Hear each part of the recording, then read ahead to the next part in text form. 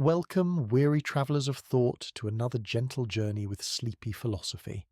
Tonight, we drift into the mind of one of history's most profound thinkers, a man whose ideas shaped the very foundations of Western thought and continue to whisper their wisdom across 15 centuries. This is the story of Augustine of Hippo, a restless soul who wandered through doubt and desire before finding his way to truths that would illuminate the darkness of human existence. Before we begin our quiet exploration, as always, I'd love to know where in the world you're listening from tonight, and what time it is in your corner of the earth. If you find these gentle journeys through the landscape of human thought helpful for sleep or simply soothing for the mind, a gentle tap on the like and subscribe button helps more fellow seekers find their way to this channel. Now picture, if you will, the fading light of the Roman Empire in the 4th century. The world was shifting beneath everyone's feet, old certainties crumbling like ancient walls, new ideas stirring in the hearts of restless minds. Into this world of transition and transformation was born Aurelius Augustinus, the man we know as Saint Augustine, in the North African town of Thagaste in the year 354. His story begins not with certainty, but with questions. Not with faith, but with a hunger that would drive him across continents and through decades of searching. Augustine's early life was marked by a peculiar tension that would define his entire philosophical journey. His mother, Monica, was a devoted Christian who prayed ceaselessly for her son's conversion. His father, Patricius, was a pagan who valued education and worldly success above all else. Between these two poles, the young Augustine found himself pulled in directions that seemed to contradict each other at every turn. It was as if his very soul was a battleground, where different visions of the good life fought for dominance. As a young man, Augustine possessed a brilliant mind and an insatiable appetite for knowledge. He devoured the works of classical authors, mastered rhetoric with such skill that he became a celebrated teacher, and pursued philosophy with the intensity of a man dying of thirst who suddenly discovers a spring. Yet for all his intellectual achievements, something deeper gnawed at him, a restlessness that no amount of learning could satisfy. He would later write in his Confessions, those remarkable meditations on memory and meaning, that our hearts are restless until they rest in the eternal. This restlessness led him first to the Manichaeans, a religious sect that promised to solve the problem of evil that had troubled him since childhood. How could a good God permit suffering? How could light and darkness, good and evil, coexist in a world supposedly created by perfect benevolence? The Manichaeans offered what seemed like elegant answers, proposing that reality itself was divided between two eternal principles, good and evil, locked in cosmic battle. For nearly a decade, Augustine found comfort in this dualistic vision, teaching it to others and defending it against critics. But comfort, Augustine discovered, is not the same as truth. The more deeply he examined Manichaean doctrine, the more its contradictions became apparent. Their promised revelations seemed hollow, their explanations increasingly unsatisfying. The turning point came when Augustine encountered Faustus, a celebrated Manichaean bishop whose reputation for wisdom had preceded him across North Africa. Augustine had prepared questions that had long troubled him about Manichaean teaching, expecting finally to receive the answers he craved. Instead, he found a man of ordinary intelligence who could offer little more than rehearsed responses to complex theological problems. The disappointment was crushing, but it was also liberating. Augustine began to see that he had been seeking certainty in the wrong places, looking for answers that could be grasped by the mind alone, rather than truths that might require a different kind of knowing altogether. This realization marked the beginning of his journey toward what would become his distinctive philosophical approach, one that wove together reason and faith, intellect and intuition, philosophical rigor and spiritual insight. His path led him next to Milan, where he took up a prestigious position as a professor of rhetoric. It was here that he encountered Ambrose, the bishop whose sermons would prove instrumental in Augustine's eventual conversion to Christianity. But before that transformation could occur, Augustine had to pass through another crucial phase of his intellectual development, his encounter with Neoplatonism. The Neoplatonists offered Augustine something the Manichaeans had not: a sophisticated philosophical framework that could account for both the material and spiritual dimensions of reality without falling into crude dualism. Through the writings of Plotinus and Porphyry, Augustine discovered a vision of reality as emanating from a single, transcendent source, the One, which was beyond all categories of thought, yet somehow the ground of all being. This philosophical system provided him with tools for thinking about God, the soul, and the relationship between temporal and eternal reality that would influence his thinking for the rest of his life. Yet even as Neoplatonism satisfied many of Augustine's intellectual questions, it left others unanswered. The Neoplatonic one was remote, impersonal, accessible only through philosophical contemplation. Augustine longed for something more intimate, more personal, a truth that could speak not only to his mind but to his heart. The God of the philosophers was magnificent in its abstract perfection, but Augustine needed a God who could love and be loved, who could enter into the messiness of human existence and transform it from within. This need for personal relationship with the divine became even more acute, as Augustine struggled with what he would later describe as the divided will. He found himself caught between competing desires, knowing he ought to do but lacking the power to do it consistently. The gap between moral knowledge and moral action seemed unbridgeable by reason alone. Philosophy could diagnose the problem, could even prescribe solutions, but it could not provide the strength necessary to implement those solutions in daily life. The crisis came to a head in a garden in Milan, where Augustine experienced what he would later describe as his conversion.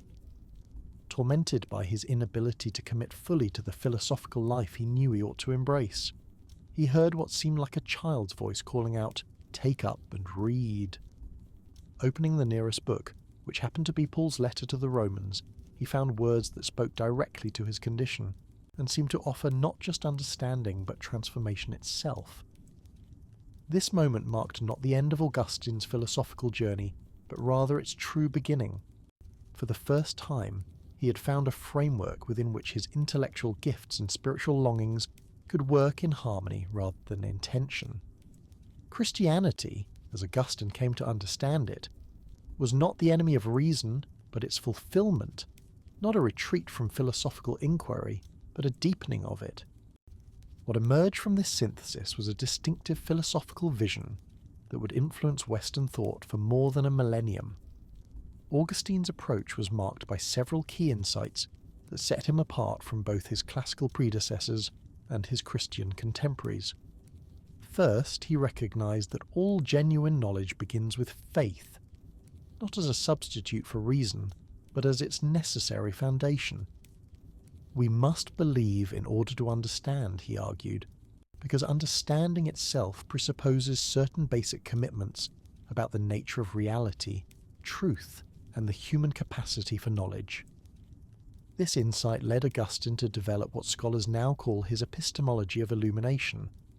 According to this theory, human knowledge of eternal truth is possible only because the human mind participates in the divine light that illuminates all reality.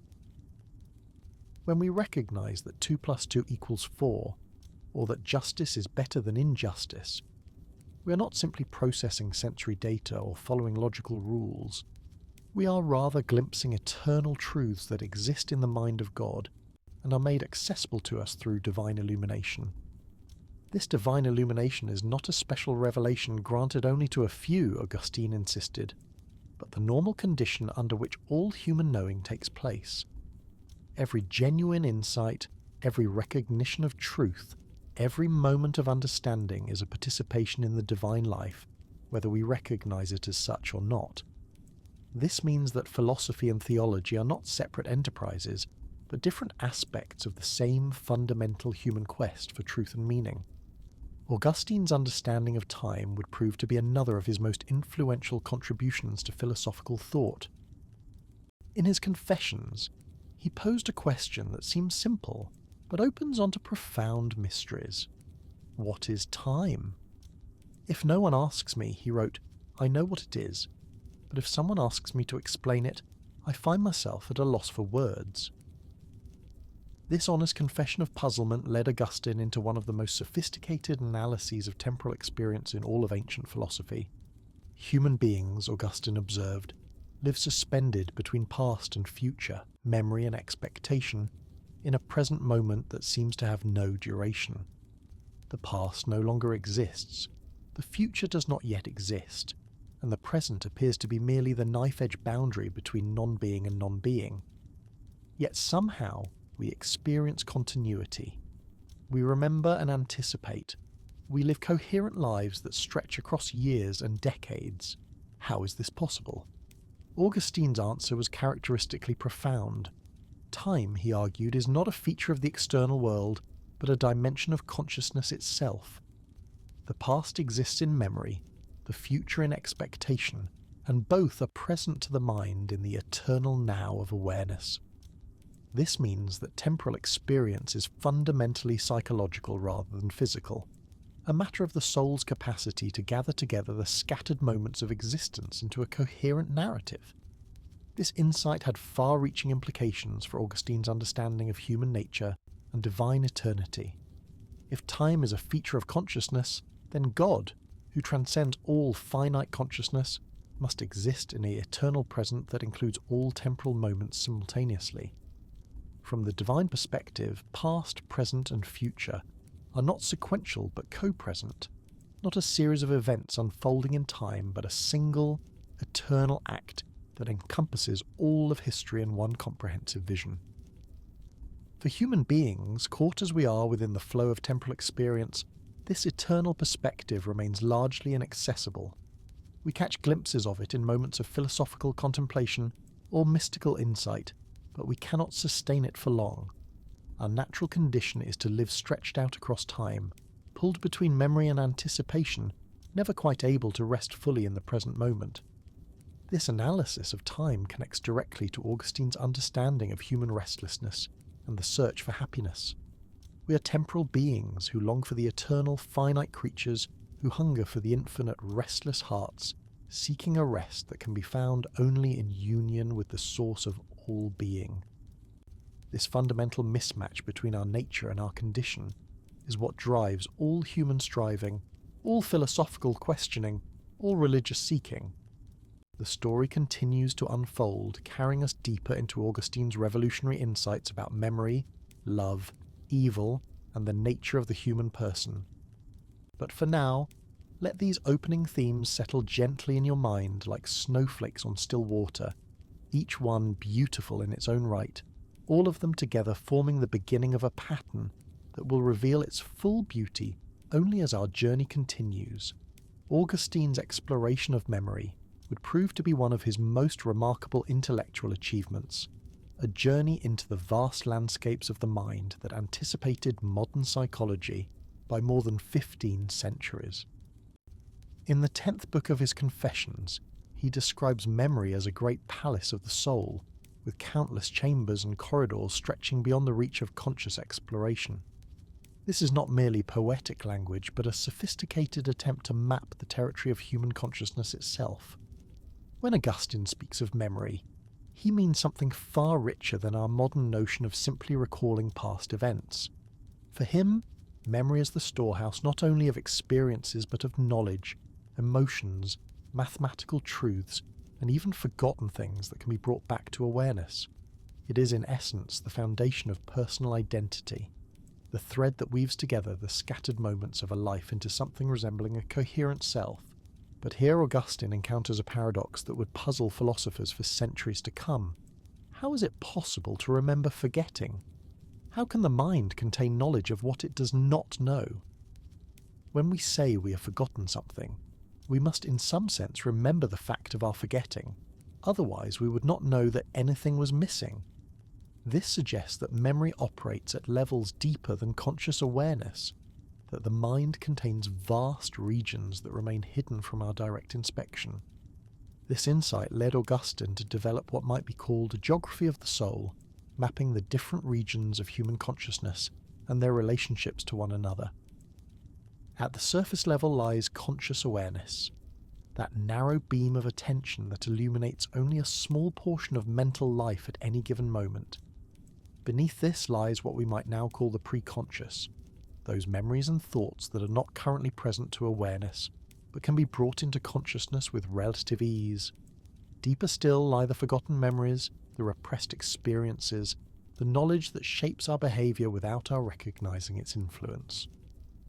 At the deepest level of all, Augustine suggests, lies something that transcends individual memory altogether.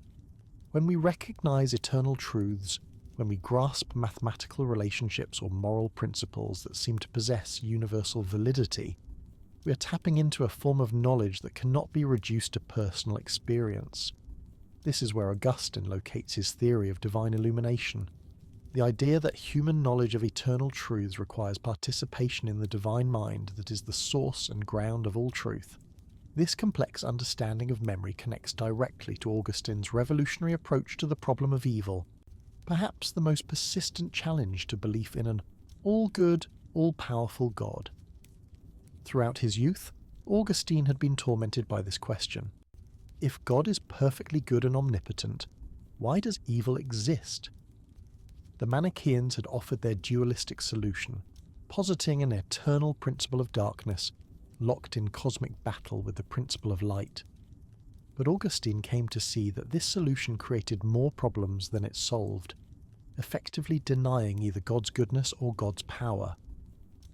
Augustine's mature solution was characteristically subtle and profound. Evil, he argued, is not a substance or a positive reality at all, but rather a privation, an absence of good. Just as darkness is not a thing in itself, but simply the absence of light, and cold is not a positive reality but the absence of heat, so evil is the absence of good, the corruption or distortion of what is naturally good. This might seem like a mere verbal sleight of hand, but Augustine's analysis cuts much deeper. If evil is understood as privation rather than substance, then God cannot be held responsible for creating it, since there is, strictly speaking, nothing there to create. Evil emerges not from divine action, but from the misuse of genuine goods, the turning of created beings away from their proper ends toward lesser or inappropriate objects. Consider, Augustine suggests, the nature of pride. Pride is not evil because it involves some inherently wicked substance, but because it represents the soul's turning away from God toward itself, the attempt to find in the finite self what can only be found in the infinite source of all being. Similarly, lust is evil not because physical pleasure is bad in itself, but because it represents the disordered pursuit of a finite good as if it were the ultimate good. This analysis allows Augustine to maintain both divine goodness and human responsibility for evil. God creates only good things, but rational creatures possess the genuine freedom to turn those goods toward inappropriate ends. This freedom is itself a good thing, indeed one of the greatest goods, since without it creatures would be mere automatons incapable of genuine love or moral action. But freedom necessarily involves the possibility of misuse, and it is this misuse, not divine creation, that accounts for the presence of evil in the world. Augustine's understanding of freedom itself was complex, and would prove controversial throughout the history of Christian thought. He distinguished between two different types of freedom that he saw as operating at different levels of human existence. The first is what we might call psychological freedom, the ability to choose between different options based on our desires and reasoning. This is the freedom we experience in everyday decision-making, the sense that we could have acted differently if we'd wanted to. But Augustine recognized a deeper level of freedom that he considered more fundamental, what we might call ontological freedom, the freedom to become the kind of person we are meant to be. This freedom is not about choosing between pre-given options, but about the fundamental orientation of the will toward its proper end. A person whose will is disordered, whose loves are misplaced, may be psychologically free to choose between various options while remaining ontologically enslaved to destructive patterns of desire. This distinction helps explain Augustine's famous prayer, "Give what you command, and command what you will." He recognized that moral transformation requires not just better information or stronger willpower, but a fundamental reorientation of the heart's deepest loves. We cannot simply decide to love rightly any more than we can decide to find something beautiful or funny. Love, like beauty and humour, has its own logic that cannot be reduced to conscious choice. This insight led Augustine to develop what would become one of his most influential theological doctrines, the idea that human beings require divine grace not just for salvation, but for any genuine moral progress whatsoever. The will, damaged by the fall into sin, is not capable of consistently choosing the good without assistance from beyond itself. This does not mean that human beings lack psychological freedom, but rather that psychological freedom alone is insufficient for the kind of transformation that Augustine saw as the goal of human existence. Grace, in Augustine's understanding, is not an external force that overrides human freedom, but rather the restoration of freedom at its deepest level. When God's grace touches the human heart, it does not compel the will against its desires, but rather heals and redirects those desires toward their proper objects.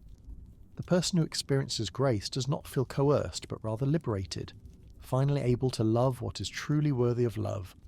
This understanding of grace and freedom would spark centuries of theological debate, with some arguing that Augustine's position undermines genuine human responsibility, while others insist that it alone does justice to the depth of human moral incapacity.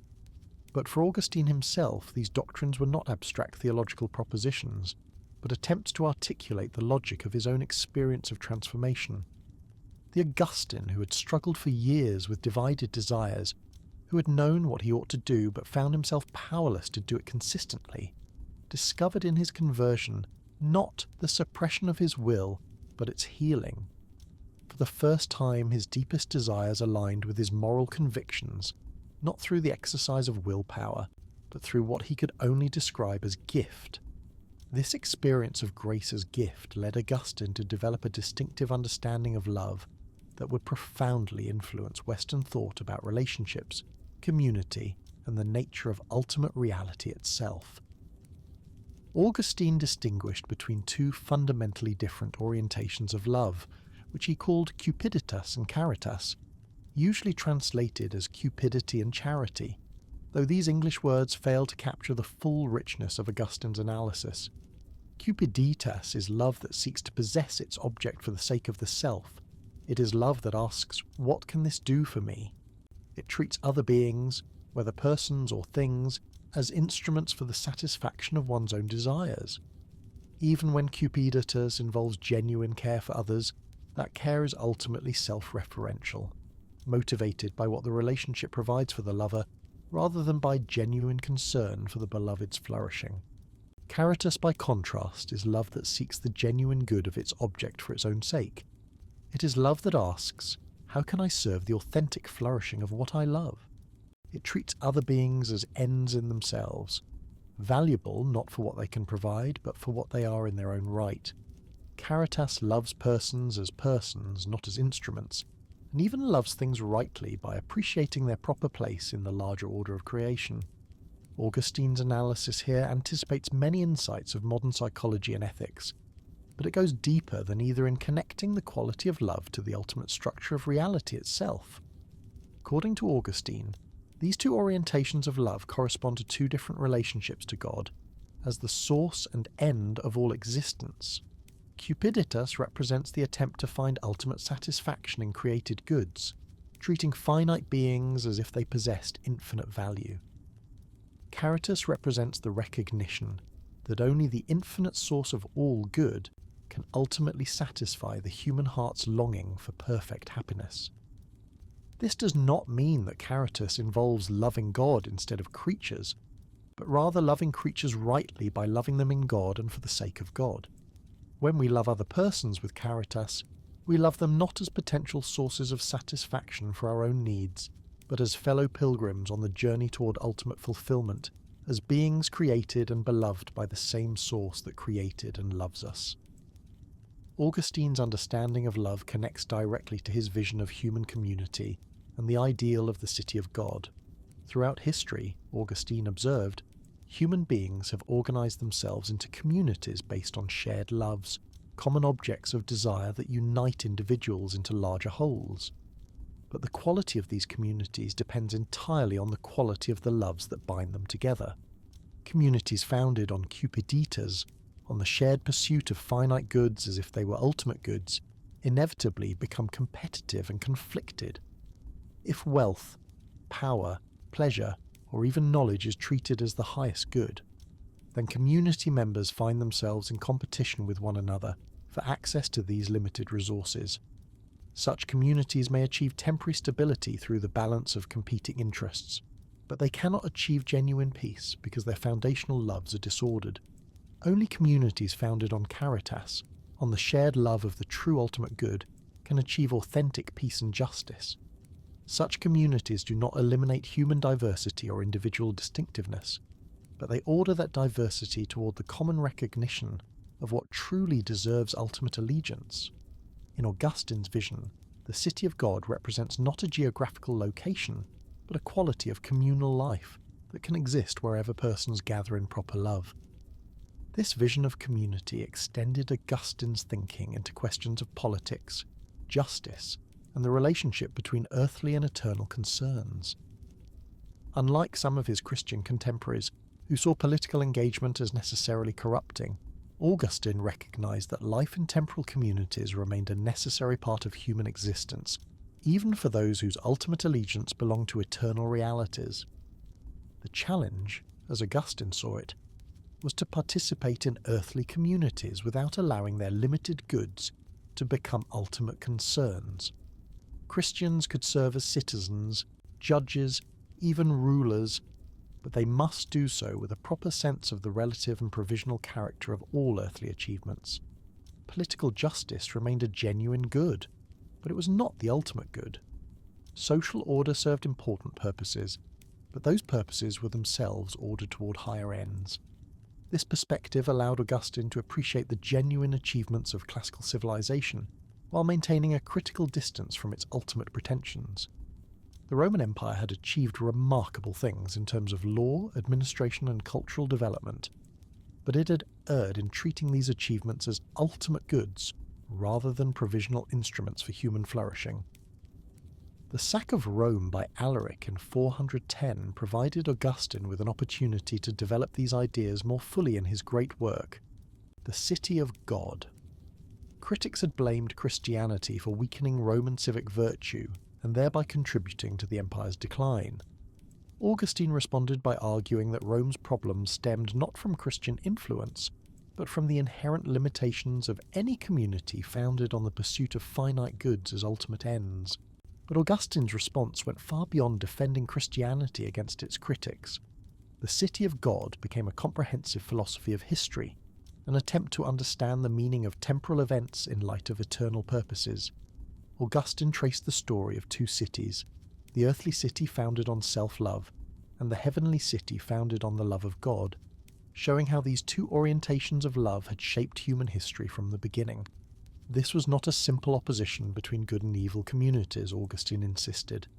In the present age, the two cities are thoroughly intermixed, their citizens often indistinguishable to external observation.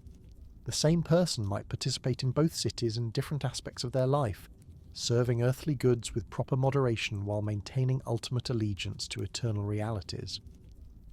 Only at the end of history would the two cities be fully separated, when the temporary purposes served by earthly communities would be fulfilled, and those whose deepest love was properly ordered would enjoy perfect community in the presence of God.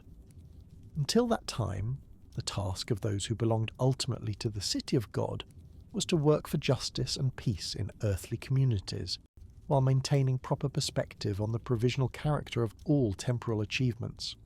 Human beings, Augustine observed, are storytelling creatures who find meaning not in isolated moments, but in narrative patterns that connect past, present, and future into coherent wholes. The story we tell about our lives shapes our understanding of who we are and what we ought to do, but individual stories gain their ultimate meaning only within larger stories that connect personal experience to universal purposes. This is why Augustine's Confessions takes the form it does, not simply a chronological account of events, but a meditation on the meaning of those events in light of the larger story of God's relationship with creation. Augustine's personal journey from restlessness to rest becomes a window into the universal human condition, the story of every soul's search for its true home, Let these themes of memory, love, freedom, and community settle gently in your consciousness as our exploration continues, each insight building upon the last, all of them together forming a vision of human existence that acknowledges both its limitations and its infinite dignity, its temporal struggles and its eternal destiny. Augustine's understanding of the relationship between time and eternity led him to one of his most profound insights about the nature of human experience itself. We live, he observed, in a curious state of suspension between the eternal and the temporal, creatures made for infinity yet bound to the limitations of sequential existence. This tension manifests itself in what Augustine called the distension of the soul, the way consciousness stretches itself across past and future while never quite managing to rest fully in the present moment. Consider how memory works in your own experience. When you recall a childhood afternoon, the scent of rain on summer pavement, the sound of voices calling from another room, you're not simply accessing stored information like a computer retrieving data from a hard drive. You are rather making the past present, bringing what no longer exists into the living moment of awareness. Yet this act of remembrance is tinged with melancholy, because what you recover is simultaneously there and not there, present to consciousness but absent from the world. Similarly, when you anticipate the future, when you plan next week's activities or dream of distant possibilities, you're extending your present awareness into what does not yet exist. Hope and anxiety both involve this strange capacity of the mind to inhabit times other than the present, to live in the not yet as if it were somehow already real. Yet these future-directed emotions carry their own peculiar pain because they remind us of our fundamental uncertainty about what is to come. Augustine saw in this temporal structure of consciousness a reflection of our deepest spiritual condition. We are beings made for eternity, who find ourselves cast into time, souls that long for perfect rest, yet must live in the realm of change and becoming. This is not an accident or a punishment, Augustine insisted, but the very condition that makes possible the journey of return to our true home, the restlessness that drives all human seeking, the dissatisfaction that prevents us from finding ultimate contentment in any finite good, is not a flaw in human nature, but its most precious feature. It is what keeps us moving, what prevents us from settling for less than our hearts truly desire. Without this divine discontent, we might mistake penultimate goods for ultimate ones, might find a kind of satisfaction that would actually represent spiritual death. This insight shaped Augustine's understanding of what he called the stages of the soul's ascent toward God. The journey begins in the realm of material attachments, where the soul seeks happiness in physical pleasures, possessions, and bodily satisfactions. There is nothing inherently evil about these goods, Augustine emphasized, but they cannot bear the weight of ultimate significance that the human heart wants to place upon them. They are finite, temporary, incapable of providing the infinite satisfaction that consciousness seeks. Recognizing the inadequacy of purely material goods, the soul typically turns next to what Augustine called the goods of the mind. Knowledge, beauty, friendship, moral virtue, intellectual achievement, these represent a genuine advance over mere material satisfaction because they engage distinctively human capacities. A life devoted to learning, to aesthetic appreciation, to moral development, to meaningful relationships with other persons is immeasurably richer than a life focused solely on bodily pleasure or material accumulation. Yet Augustine had learned from his own experience that even these higher goods, magnificent as they are, cannot provide the ultimate rest that the heart seeks. The philosopher who devotes himself entirely to the pursuit of truth discovers that every answer generates new questions, that the horizon of knowledge recedes infinitely before the advancing mind. The lover of beauty finds that every beautiful thing points beyond itself to a beauty that remains always just out of reach. The person committed to moral excellence discovers depths of selfishness and weakness that no amount of effort seems able to eliminate completely.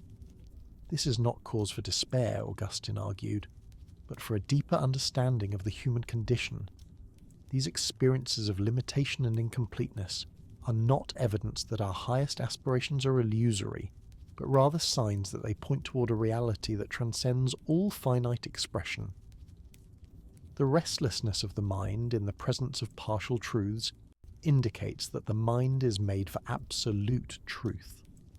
The dissatisfaction of the heart with limited beauties suggests that the heart is created for perfect beauty.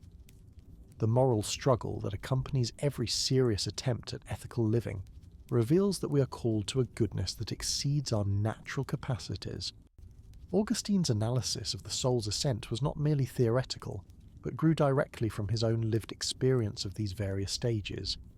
His early pursuit of sensual pleasure had given way to intellectual ambition, which in turn had yielded to moral and spiritual concerns. At each stage, he had discovered both the genuine value and the ultimate inadequacy of the goods he pursued.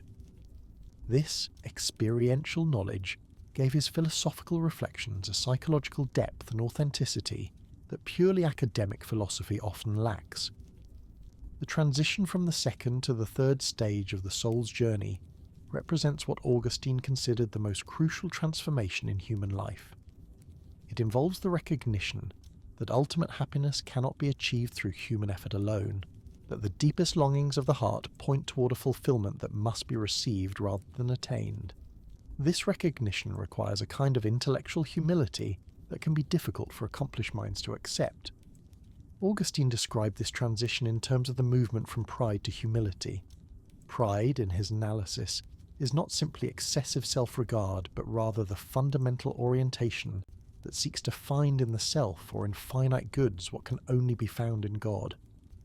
It is the attempt to make the creature into the creator, to demand from limited realities the kind of ultimate satisfaction that belongs only to the unlimited source of all reality. Humility, by contrast, is not self-deprecation or the denial of genuine human dignity, but rather the proper recognition of the relationship between finite and infinite, creature and creator. The humble person acknowledges both the genuine goodness of created realities and their essential limitation, both the dignity of human nature and its dependence upon a source that transcends it. This movement from pride to humility opens the possibility of what Augustine called the stage of illumination. At this level, the soul begins to experience direct contact with eternal truth, not through discursive reasoning or sensory perception, but through what Augustine described as the inner light that illuminates all genuine knowledge. This is not a mystical experience in the sense of something exotic or supernatural, but rather the recognition of what is actually happening whenever the mind grasps any truth whatsoever. When you understand that 7 plus 5 equals 12, Augustine suggested, you're not simply manipulating symbols according to learned rules. You're recognizing a relationship that exists independently of your thinking about it. A truth that would remain true even if every human mind forgot it. But how is such recognition possible? How can the finite mind grasp truths that seem to possess infinite and eternal validity? Augustine's answer was that the human mind participates in the divine mind that is the source of all truth. Every act of genuine understanding is an act of illumination, a moment when the light of divine truth shines through finite consciousness. This does not mean that we become divine when we think truly, but rather that our capacity for truth depends upon our participation in the divine life that is truth itself.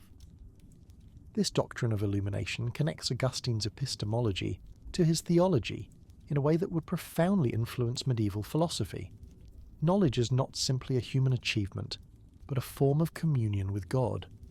Learning is not merely the accumulation of information, but a mode of spiritual ascent.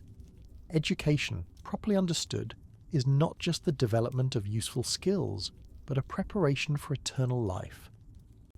Augustine's understanding of illumination also provides the foundation for his distinctive approach to the relationship between reason and faith.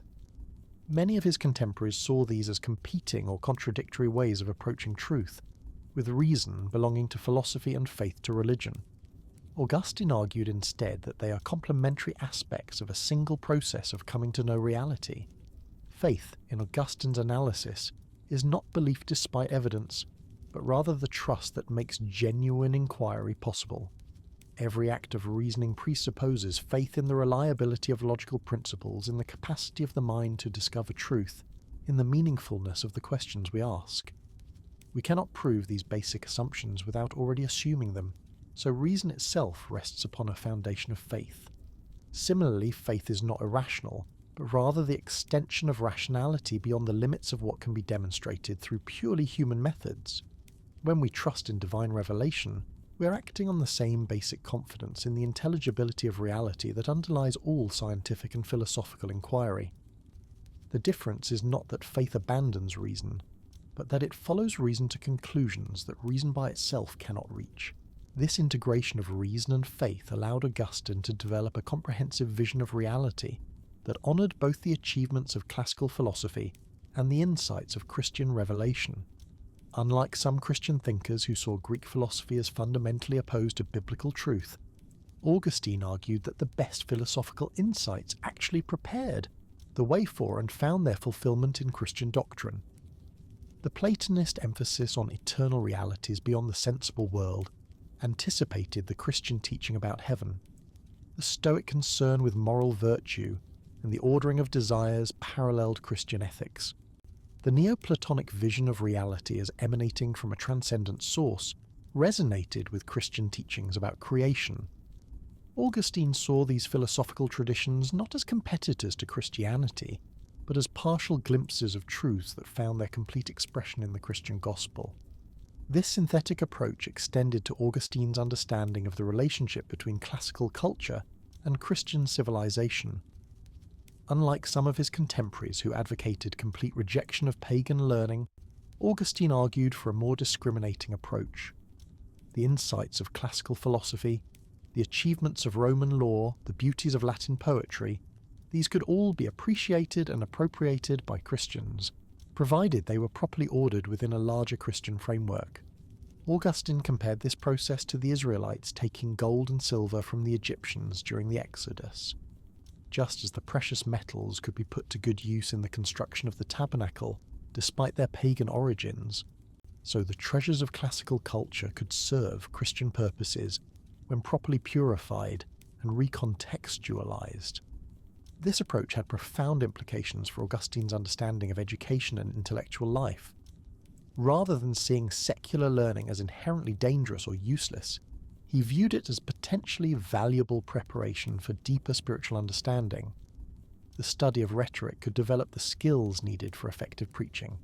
Mathematical training could cultivate the mental discipline required for theological reflection. Historical knowledge could provide examples of moral virtue and vice that would illuminate Christian teaching. But Augustine insisted that all such learning must be pursued within the proper framework of ultimate purposes. Knowledge sought for its own sake, divorced from the love of God and neighbour, could become a form of pride that actually hindered spiritual progress. Learning pursued as a means of serving truth and love, however, could become a mode of prayer and a path toward wisdom. Augustine's vision of the relationship between temporal and eternal goods found its most complete expression in his understanding of the Christian life as a pilgrimage. Human beings in their present condition are travellers, sojourners, citizens of the heavenly city who find themselves temporarily resident in the earthly city.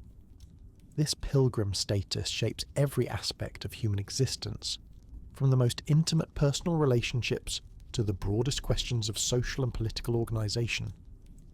As pilgrims, Christians must learn to use worldly goods without being used by them, to participate in temporal institutions without allowing those institutions to become ultimate loyalties.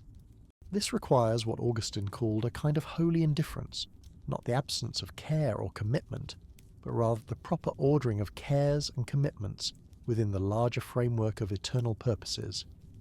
Marriage, for example, is a genuine good that Christians can embrace wholeheartedly, but it must be understood as a temporal arrangement that serves eternal purposes rather than as an end in itself.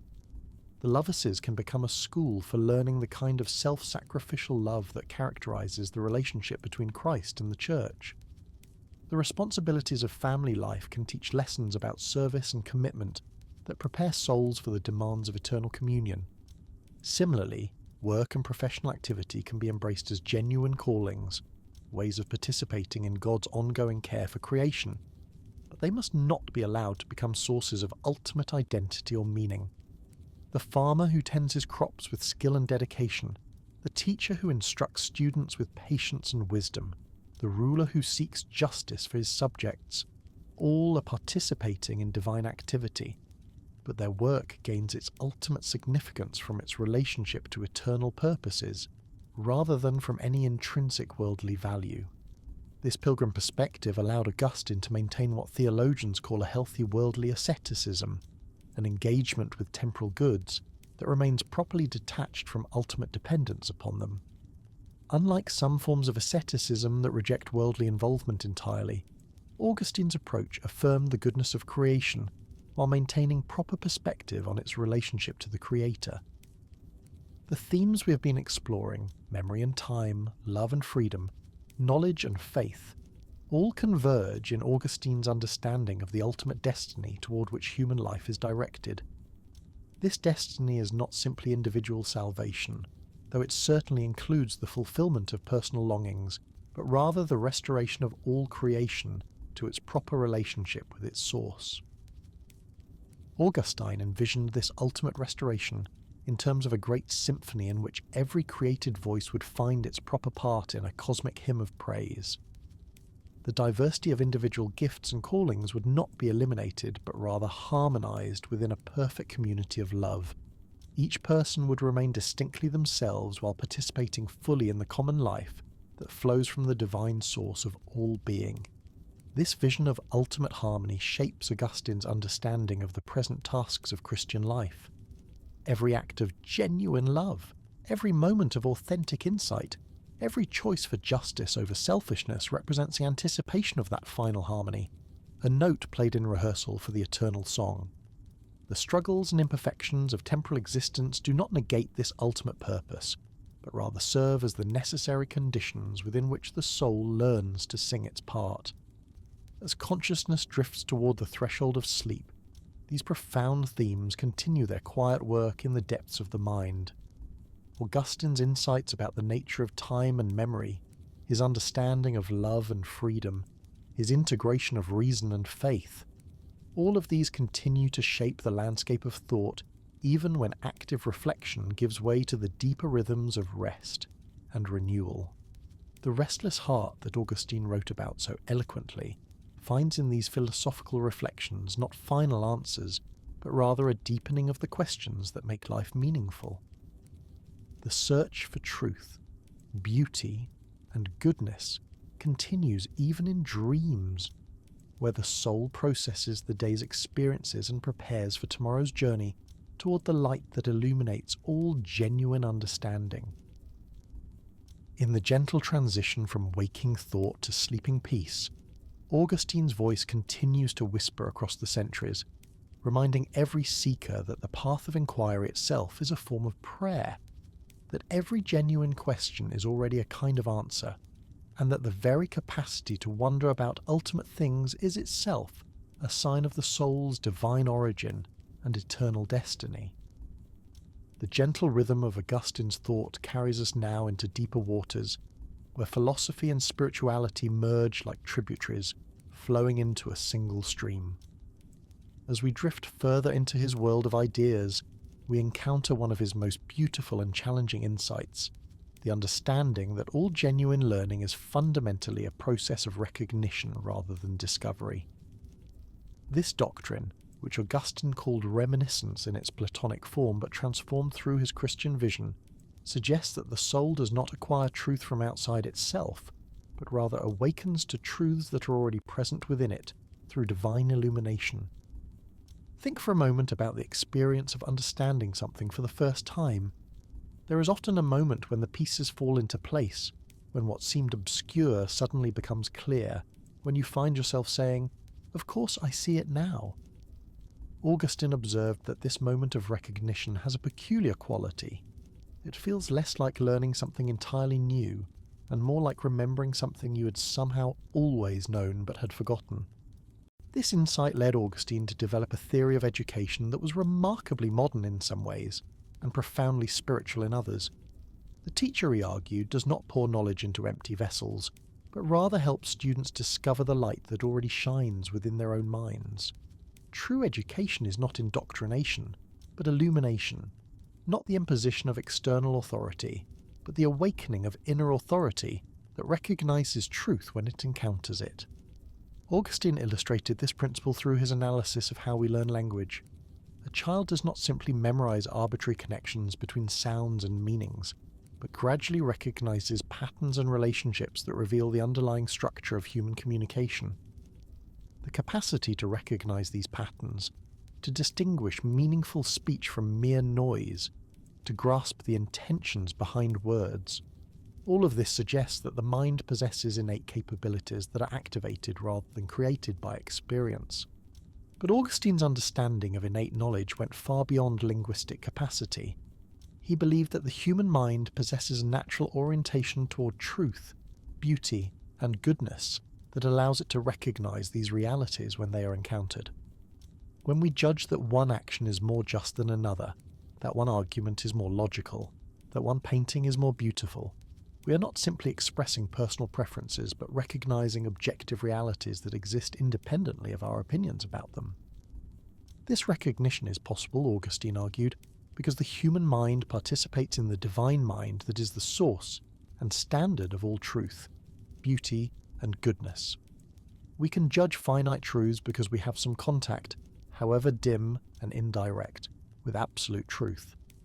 We can recognize relative beauties because we carry within us some reflection of perfect beauty. We can discern degrees of goodness because we are oriented toward ultimate goodness itself. This participation in divine reality is not something we achieve through our own efforts, but rather something we discover ourselves already possessing. It is like waking up to find that we have been breathing all along, or like a person born blind who suddenly receives sight and realizes that light has been present all the time. The recognition of our participation in divine truth is itself a gift of grace, an illumination that comes from beyond our finite understanding, yet awakens capacities that are genuinely our own. Augustine's doctrine of illumination has sometimes been misunderstood as a form of mysticism that bypasses rational inquiry in favor of direct intuitive experience. But this misreads Augustine's intention entirely. For him, illumination does not replace reasoning, but rather makes reasoning possible. Every logical inference, every mathematical demonstration, every careful analysis of evidence depends upon the mind's capacity to recognize when conclusions follow from premises, when evidence supports hypotheses, when arguments are sound or unsound. This capacity for logical recognition cannot itself be explained through purely logical means without falling into circular reasoning. We cannot prove the reliability of logic using logic itself without assuming what we are trying to prove. Augustine concluded that our confidence in rational procedures ultimately rests upon our participation in the divine reason that is the source of all logical order in reality. This insight had profound implications for Augustine's understanding of the relationship between intellectual humility and genuine knowledge. The person who recognizes that all human knowing depends upon divine illumination cannot claim ultimate credit for their insights, or treat their understanding as purely personal achievements. At the same time, this recognition does not diminish the genuine dignity of human intellectual activity, but rather locates that dignity within its proper context. Augustine saw intellectual pride as one of the greatest obstacles to genuine learning. When we approach inquiry with the assumption that we can master truth through our own unaided efforts, we cut ourselves off from the very source that makes understanding possible. The mind that insists on being its own light inevitably creates shadows that obscure rather than illuminate reality. Intellectual humility, by contrast, opens the mind to receive illumination from beyond itself, while maintaining full engagement with the rigorous demands of careful thinking. The humble inquirer recognizes that truth is a gift rather than an achievement, but this recognition actually intensifies rather than diminishes the commitment to seek truth with all available resources of mind and heart. Augustine's own intellectual journey exemplified this balance between humility and rigor. His Confessions reveal a mind that was simultaneously deeply analytical and profoundly receptive, capable of sophisticated philosophical argument, yet always aware of the limits of purely human reasoning. He brought to his theological reflections all the tools he had acquired through his classical education, rhetoric, logic, philosophical analysis. but he used these tools in service of a vision that transcended their natural scope. This integration of intellectual rigour and spiritual receptivity shaped Augustine's approach to what he considered the most fundamental questions of human existence. Among these, none was more central than the question of the nature and destiny of the human person. Augustine's philosophical anthropology, his understanding of what it means to be human, represents one of his most original contributions to Western thought. Human beings, Augustine observed, occupy a unique position in the order of creation. Unlike purely material beings, we possess minds capable of grasping universal truths and wills capable of moral choice. Unlike purely spiritual beings, we are embodied creatures who experience reality through sensation and must work out our destiny within the constraints of time and space. This dual nature creates both the grandeur and the misery of human existence. Our capacity to conceive of perfection while experiencing imperfection, to long for eternity while living in time, to aspire to absolute truth while confronting the relativity of our perspectives. All of this generates the fundamental tensions that Augustine saw as characteristic of human consciousness. We are being suspended between two worlds, citizens of earth who carry within us intimations of heaven. Augustine rejected both purely materialistic interpretations of human nature that reduce consciousness to brain states, and purely spiritualistic interpretations that treat the body as an unfortunate prison for the soul. Instead, he developed what philosophers now call a hylomorphic understanding of human persons, viewing them as substantial unities of soul and body, rather than as souls temporarily housed in bodies, or as bodies that happen to generate consciousness. This unity means that human flourishing requires the proper integration of spiritual and material dimensions of existence. The soul cannot achieve its destiny by rejecting or escaping the body, nor can bodily health be maintained without attention to the soul's deepest needs. Augustine's vision of human wholeness involved neither the suppression of physical desires in favour of spiritual pursuits, nor the satisfaction of bodily appetites at the expense of higher aspirations. Instead, Augustine advocated what he called the proper ordering of loves, the harmonious arrangement of human desires according to the objective hierarchy of goods. Physical pleasures have their place in human life, but they must not be allowed to usurp the position that belongs to higher goods. Intellectual satisfactions are more worthy than sensual ones, but they too must be ordered toward the ultimate good. That alone can provide perfect fulfillment. This ordering of loves is not something that can be achieved through willpower alone, Augustine insisted. The human will, damaged by the fundamental misdirection that Augustine called original sin, lacks the power to consistently choose higher goods over lower ones when they conflict. This is not because human beings are utterly depraved or incapable of any genuine goodness, but because the will's natural orientation toward ultimate good has been obscured and weakened by the habit of seeking ultimate satisfaction in finite goods. Augustine's understanding of original sin was subtly different from some later interpretations that would emphasize guilt and punishment. For Augustine, the primary effect of the fall was not divine wrath, but human confusion about the nature of genuine happiness. Adam and Eve's disobedience represented the choice to seek autonomy from God, to find in themselves or in creation what could only be found in relationship with the Creator. This choice had consequences that extended far beyond the original actors, because it established a pattern of misdirected love that would be transmitted through the generations, not through biological inheritance of guilt, but through the social and psychological dynamics of human development. Children growing up in communities shaped by disordered loves would naturally absorb those same patterns unless something intervened to redirect their fundamental orientation. Augustine's doctrine of original sin was thus primarily diagnostic rather than punitive, an attempt to explain why human beings consistently experience internal conflict between their highest aspirations and their actual choices. The person who genuinely wants to be patient finds themselves becoming irritated. The person who sincerely desires to be generous discovers impulses towards selfishness. The person who authentically seeks truth catches themselves rationalizing comfortable falsehoods. This internal division cannot be healed through moral education alone, Augustine argued. because the problem lies deeper than conscious beliefs or explicit values. It involves the fundamental direction of the heart's loves, the basic orientation of desire itself. Only divine grace working within the depths of human personality can redirect these foundational loves toward their proper objects. But grace, in Augustine's understanding, does not override human freedom or reduce persons to passive recipients of divine action.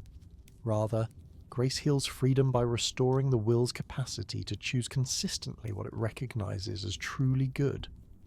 The person touched by grace does not experience external compulsion, but rather the liberation of their deepest desires from the confusion and misdirection that had previously frustrated their best intentions. This understanding of grace and freedom led Augustine to develop a sophisticated analysis of moral development that recognized both divine initiative and human cooperation in the process of transformation. Grace comes first, awakening the desire for genuine goodness and providing the power necessary for moral progress. But this awakening calls forth active human response, the cooperation of mind and will in the ongoing work of reordering loves according to their proper hierarchy. Augustine described this cooperative process through the metaphor of healing. Just as physical healing involves both the body's natural recuperative powers and external medical intervention, so spiritual healing involves both divine grace and human effort working together toward restoration of proper relationship between the soul and its ultimate end. The patient must cooperate with the treatment, but the healing power comes from beyond the patient's own resources. This medical metaphor extended to Augustine's understanding of the Church as a kind of hospital for souls, a community where the healing process could take place within a supportive environment of shared commitment to the ultimate good. The Church was not primarily an institution for the already perfect, but rather a fellowship of recovering sinners who had experienced the beginning of grace and were learning together what it meant to love rightly. Augustine's vision of the Church emphasized both its spiritual reality as the mystical body of Christ and its temporal existence as a historical institution composed of fallible human beings. This dual nature meant that the Church could serve as a genuine instrument of divine grace, while remaining subject to the same temptations and limitations that affected all human communities. The tension between the Church's spiritual calling and its temporal limitations would be a source of ongoing challenge throughout history, as Augustine was well aware. He distinguished between the visible Church, the historical with its mixture institution of sincere believers and nominal members, and the invisible Church, the communion those of all hearts were whose truly oriented toward God regardless of their formal ecclesiastical status. This distinction allowed Augustine to maintain both high standards for Christian life and realistic expectations about institutional performance. The Church should aspire to be a community of perfect love, but it must also accept that it would always include members who had not yet fully internalized the gospel they professed. The wheat and the tares would grow together until the final harvest, as Jesus had taught. Augustine's ecclesiology reflected his broader understanding between ideal relationship of the and reality, between the perfect community toward which history was moving and the imperfect communities within which that movement was actually taking place. This perspective shaped his approach to questions of church discipline, ecclesiastical authority, and the relationship between spiritual and temporal power. The Church's authority, Augustine argued, derived not from institutional position, but from its faithfulness to the truth it was called to proclaim. Bishops and other church leaders possessed genuine authority when they spoke in accordance with scripture and tradition, but they had no right to command obedience to merely human opinions or preferences. The ultimate authority remained with truth itself, not with any human interpreter of truth. This principle had radical implications for Augustine's understanding of religious freedom and the limits of ecclesiastical power. While he believed that the Church had both the right and the duty to teach authoritatively on matters of faith and morals, he also recognized that genuine faith could not be compelled through external force. The heart's consent must be freely given, even though that freedom itself depended upon the prior working of divine grace. Augustine's position on religious coercion evolved over the course of his career, particularly in response to his conflicts with the Donatist schismatics, who had separated from the Catholic Church over questions of clerical purity. Initially, he advocated purely persuasive methods for dealing with religious dissent, believing that truth would eventually win out through rational argument and moral example. Later, faced with Donatist violence and the apparent ineffectiveness of purely persuasive approaches, Augustine came reluctantly to accept the use of limited coercive measures by civil authorities to encourage schismatics to return to church unity. This shift reflected his growing conviction that external pressure, while insufficient by itself to produce genuine conversion, might sometimes be necessary to create conditions within which grace could work more effectively. Augustine's position on religious coercion would prove controversial in later centuries, with some interpreting it as justification for inquisitions and forced conversions, while others emphasized his consistent insistence that authentic faith required internal consent that could not be produced through external force alone. The tension reflects the broader difficulty of applying eternal principles within the messy realities of temporal politics. This tension between eternal and temporal concerns shaped all of Augustine's thinking about social and political questions. As a bishop responsible for the pastoral care of his flock, he could not retreat into purely otherworldly concerns, but had to address the practical challenges faced by Christians living in a rapidly changing world. The sack of Rome, the barbarian invasions, the collapse of traditional social structures, all of these demanded theological interpretation and pastoral response. Augustine's response drew upon his understanding of history as the working out of divine purposes through human freedom. God's ultimate plan for creation would certainly be accomplished, but that accomplishment would come through rather than despite the choices made by finite agents acting within temporal constraints. This meant that historical events, however tragic they might appear from a purely human perspective, could serve providential purposes that were not immediately apparent to contemporary observers. The fall of Rome, for example, was certainly a catastrophe for those who experienced it directly, but it might also represent the clearing away of obstacles to the spread of Christian civilization. The barbarian invasions, however destructive, might serve to break down barriers between peoples and create opportunities for cultural synthesis that would otherwise have been impossible. Even the persecution of Christians could serve to purify the church and strengthen the faith of genuine believers. This providential interpretation of history did not lead Augustine to passive acceptance of injustice or suffering. Christians remained obligated to work for peace, justice, and the alleviation of human misery, even while recognizing that ultimate resolution of these problems lay beyond purely human capabilities. The tension between active engagement and ultimate detachment characterized Augustine's approach to all temporal goods. Political authority, for example, served genuine purposes in maintaining order and promoting justice, but it could not be treated as an ultimate good in itself.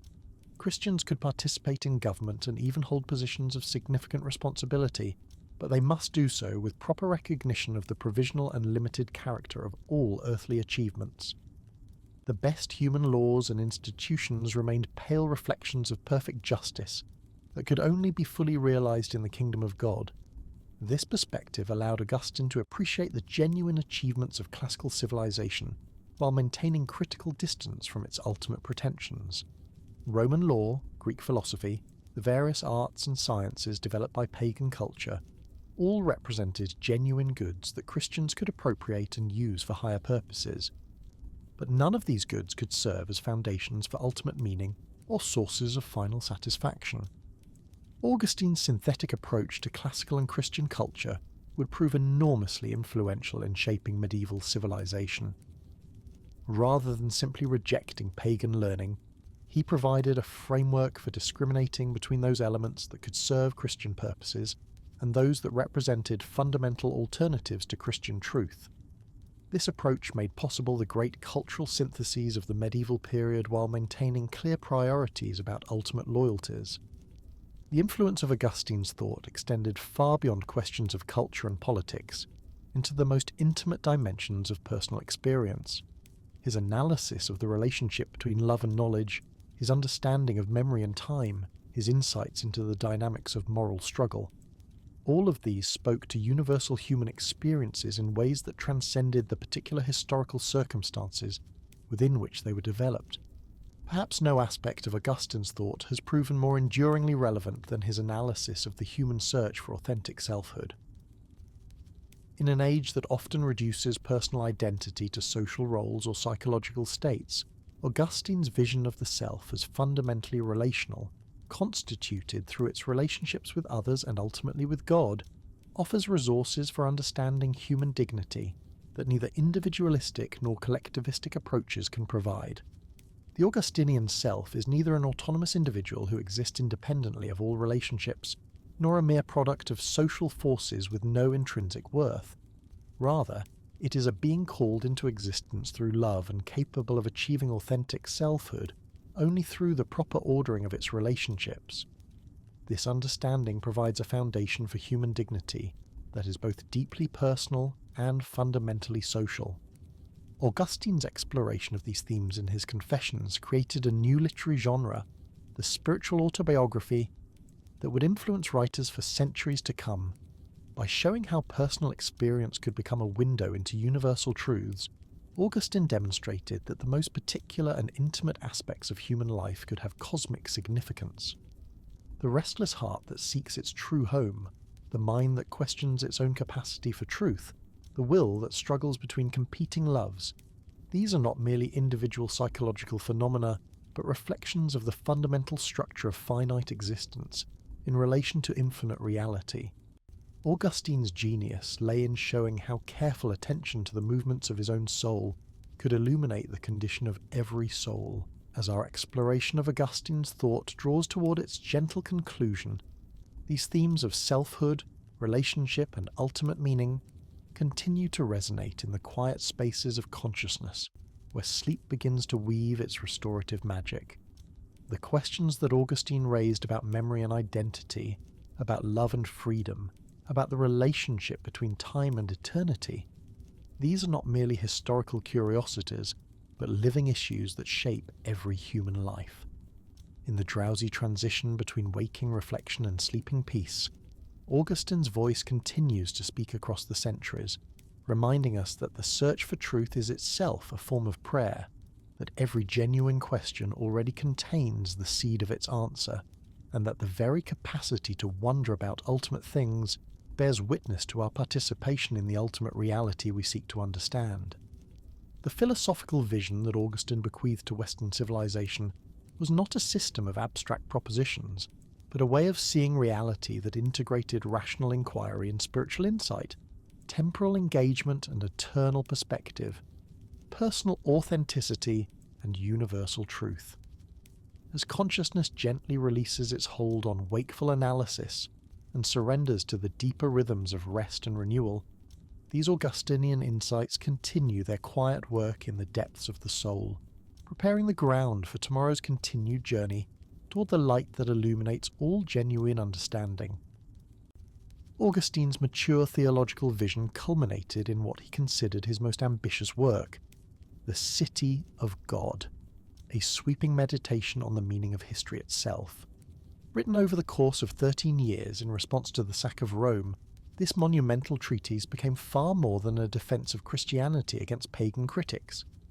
It evolved into a comprehensive philosophy of human civilization, a profound reflection on the relationship between earthly and heavenly loyalties, and ultimately a vision of reality that would shape Western thought for over 1,000 years.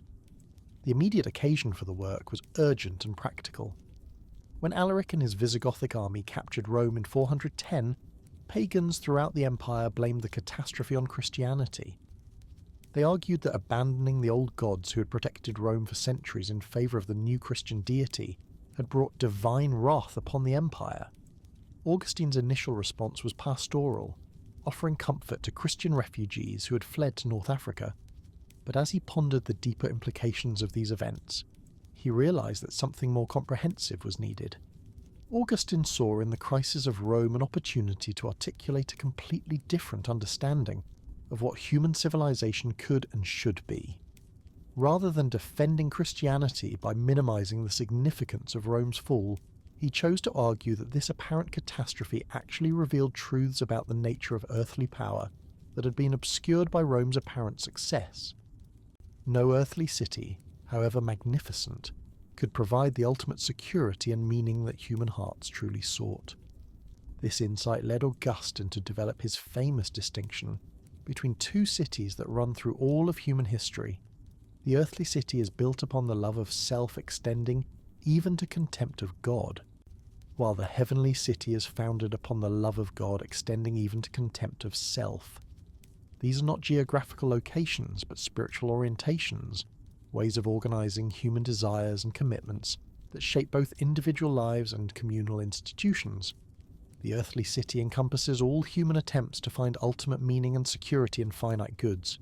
It includes not only obviously selfish pursuits, like the accumulation of wealth or power, but also apparently noble endeavours like the pursuit of knowledge, beauty, or even virtue, when these become ends in themselves rather than means to higher ends. The earthly city is not evil in the sense of being deliberately malicious, but it is fundamentally misdirected, seeking in creatures what can only be found in the Creator. The heavenly city, by contrast, represents the proper ordering of human loves toward their ultimate source and end. Its citizens appreciate finite goods without being enslaved to them, participate in earthly institutions without allowing those institutions to become ultimate loyalties. They are pilgrims who use the world without being used by it, sojourners who can engage fully with temporal responsibilities while maintaining perspective on their eternal significance. Augustine emphasized that these two cities are thoroughly intermixed throughout history. The same person might participate in both cities in different aspects of their life, serving finite goods with proper moderation while maintaining ultimate allegiance to infinite good. The wheat and tares grow together until the final harvest, when the true loyalties of every heart will be revealed, and the two cities will be separated for eternity.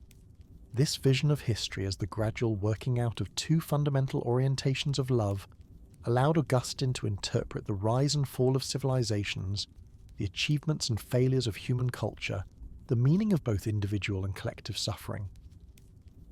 Rome's greatness had been real but limited, its achievements genuine but provisional.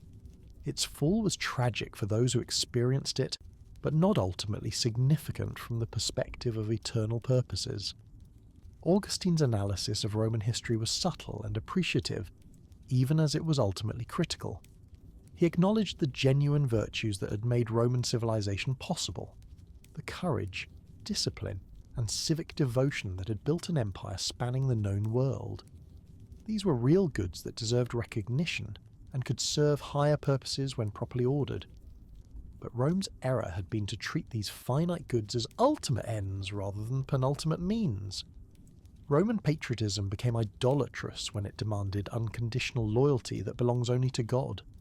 Roman law, however sophisticated, remained human law that could not claim absolute authority over conscience.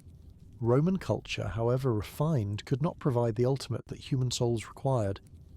By treating finite goods as infinite, Rome had set itself up for the kind of disappointment that all earthly cities must eventually face. But Augustine's critique extended beyond Rome to encompass all purely human attempts at creating perfect communities.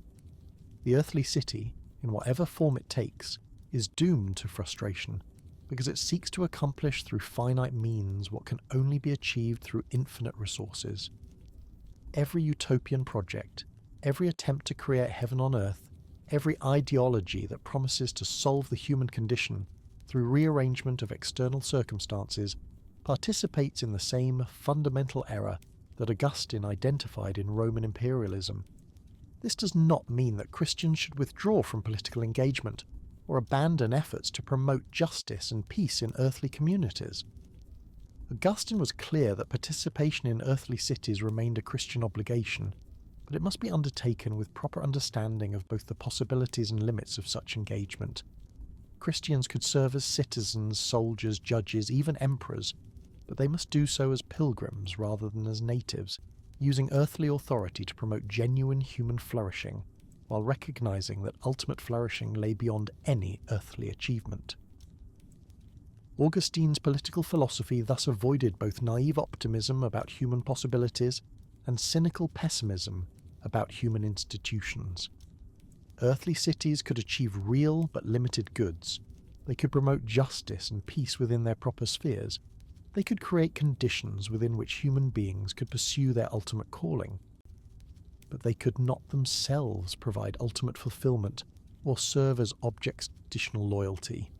This unbalanced perspective shaped Augustine's approach to specific political questions in ways that would influence Christian political thought for centuries. The state possessed legitimate authority derived ultimately from God, but this authority was limited to its proper sphere of maintaining order and promoting earthly justice. It had no right to command what God forbade or forbid what God commanded, no authority over the ultimate loyalties of the human heart.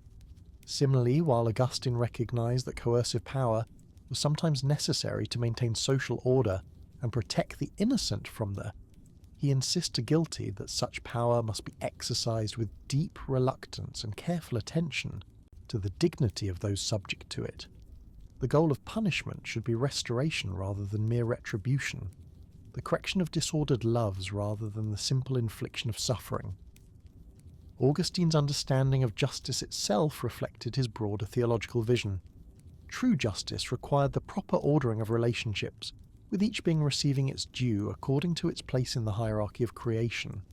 This meant that ultimate justice could only be achieved when all created things were properly related to their creator, when human beings loved God above all else, and loved all other things in relation to God. Earthly justice remained important as a reflection and preparation for ultimate justice, but it would always remain incomplete and imperfect. Human laws could approximate divine law, but never fully embody it.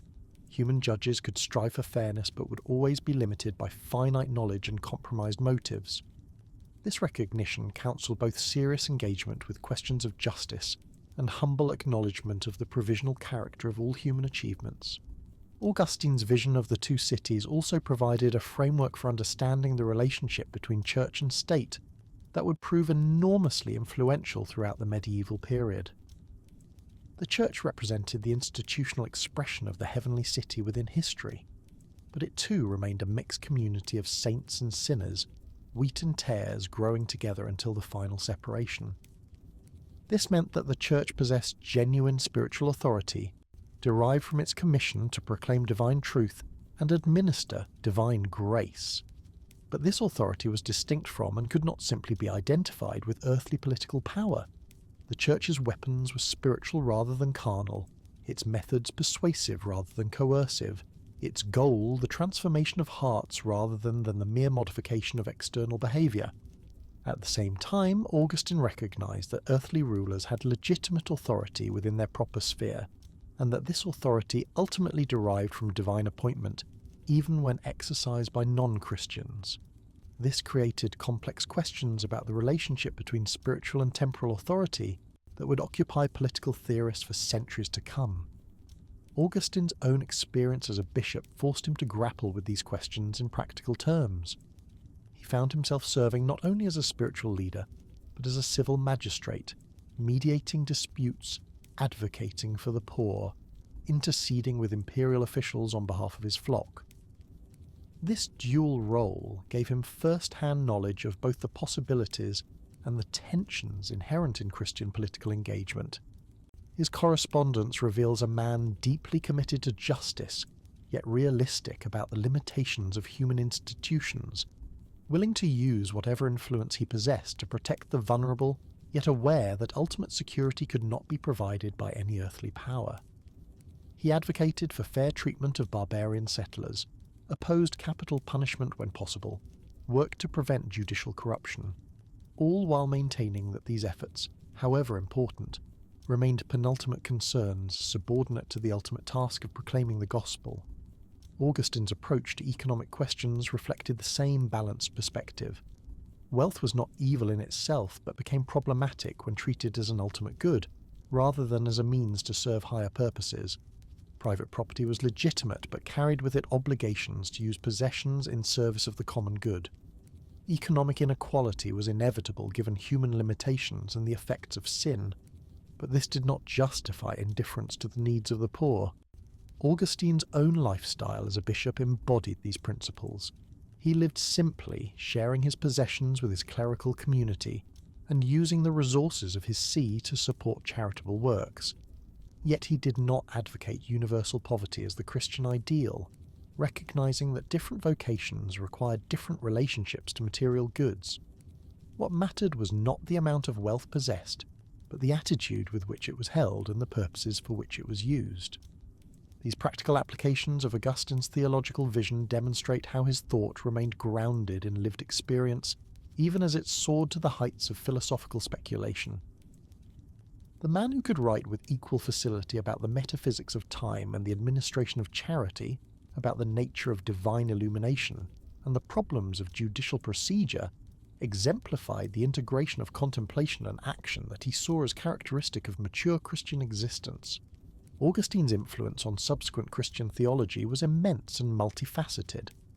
His understanding of grace and free will shaped centuries of debate about predestination and human responsibility. His analysis of original sin became foundational for Western Christianity's understanding of human nature. His integration of classical philosophy and Christian doctrine provided a model for later theologians seeking to relate faith and reason. Perhaps most significantly, Augustine's vision of reality as fundamentally relational, constituted through love rather than through power or knowledge alone, offered resources for thinking about God, humanity, and creation that remained fruitful long after the particular historical circumstances that occasioned his writings had passed away.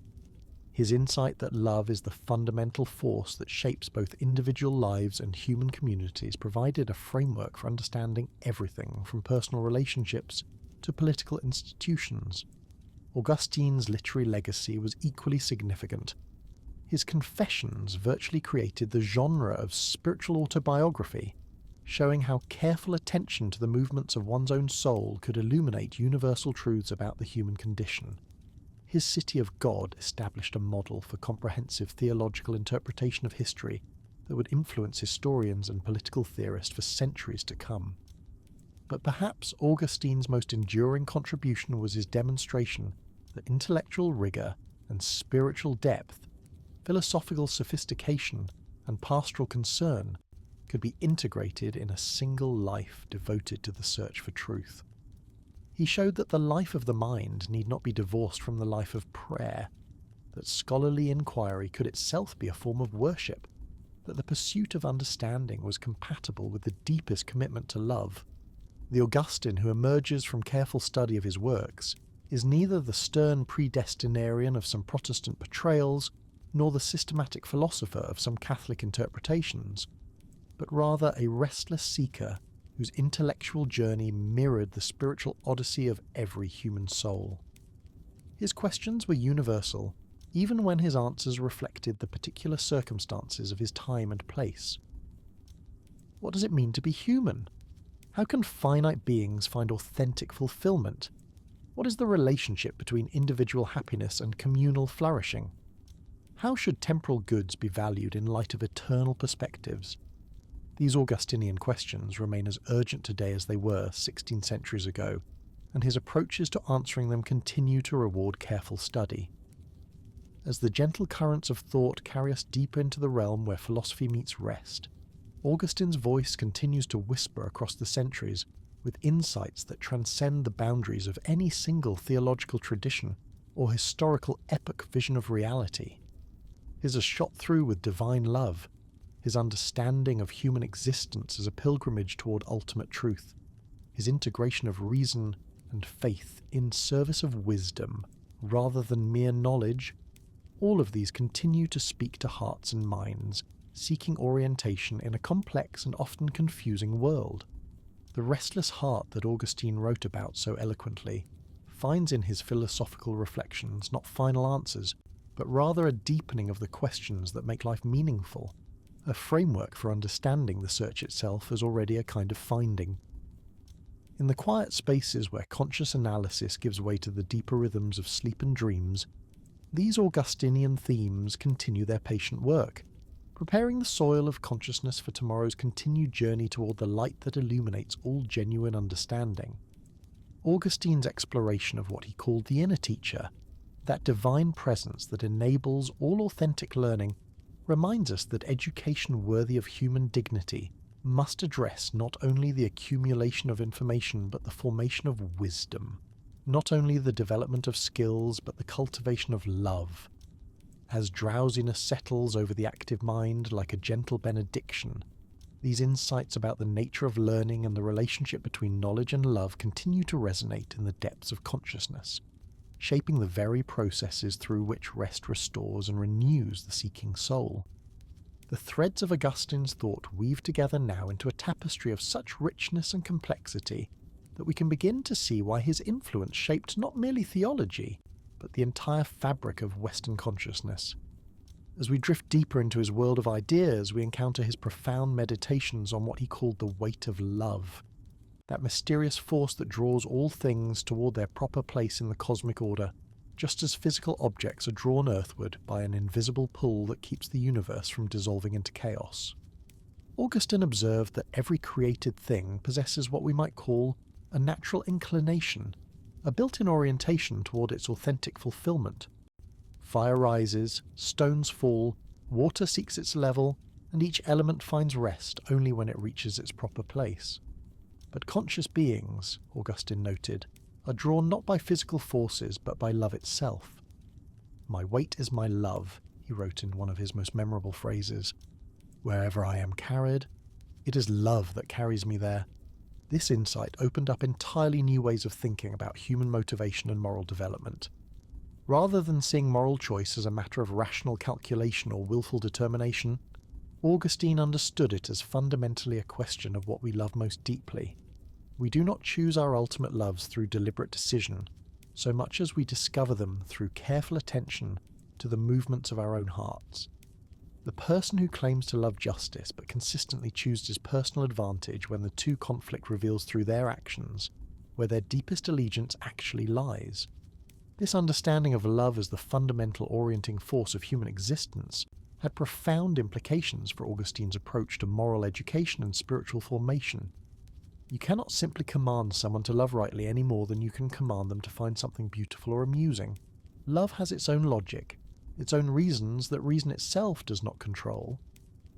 Yet love is not arbitrary or irrational, Augustine insisted. It responds to the genuine attractiveness of its objects, and this means that the cultivation of right love depends largely upon the cultivation of right perception. We learn to love rightly by learning to see rightly, by developing the kind of vision that can discern the true hierarchy of goods and recognize the proper claims that different realities make upon our attention and commitment. This is why Augustine placed such emphasis on the role of beauty in human formation. Beautiful things attract us naturally and spontaneously, drawing us toward themselves without coercion or argument. When we encounter genuine beauty, we find ourselves moved by something beyond our conscious control, pulled toward appreciation and delight almost despite ourselves. But Augustine recognized that our perception of beauty, like our capacity for love, had been affected by the general disorder that characterizes human existence in its present condition. We often find ourselves attracted to things that appear beautiful but prove ultimately disappointing, drawn toward pleasures that promise more than they can deliver. The cultivation of mature taste, whether in art or in life, requires a gradual education of desire that learns to distinguish between authentic and counterfeit beauties. This education cannot be accomplished through abstract instruction alone, Augustine argued. It requires exposure to genuine examples of beauty, goodness, and truth that can awaken dormant capacities for appreciation and response. This is why Augustine valued so highly the role of exemplars, persons whose lives embodied the kinds of excellence that could inspire others towards similar achievement. We learn virtue not primarily through moral precepts, but through encounter with virtuous persons whose very presence makes goodness attractive.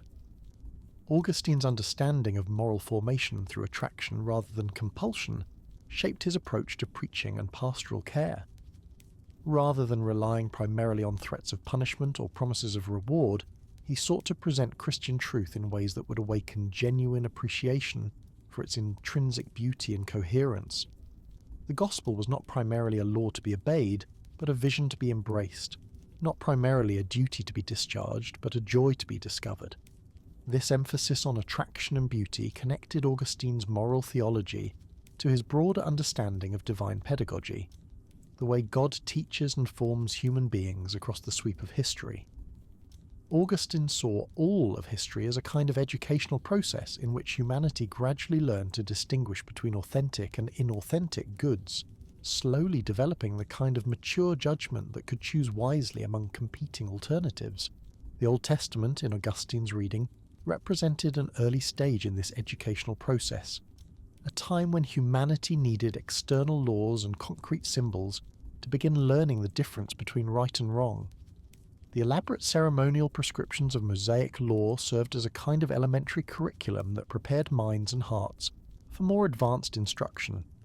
Like children who must first learn to follow rules before they can understand the principles behind the rules, the human race needed this period of moral tutelage before it could be ready for the more mature relationship with divine truth that Christianity made possible.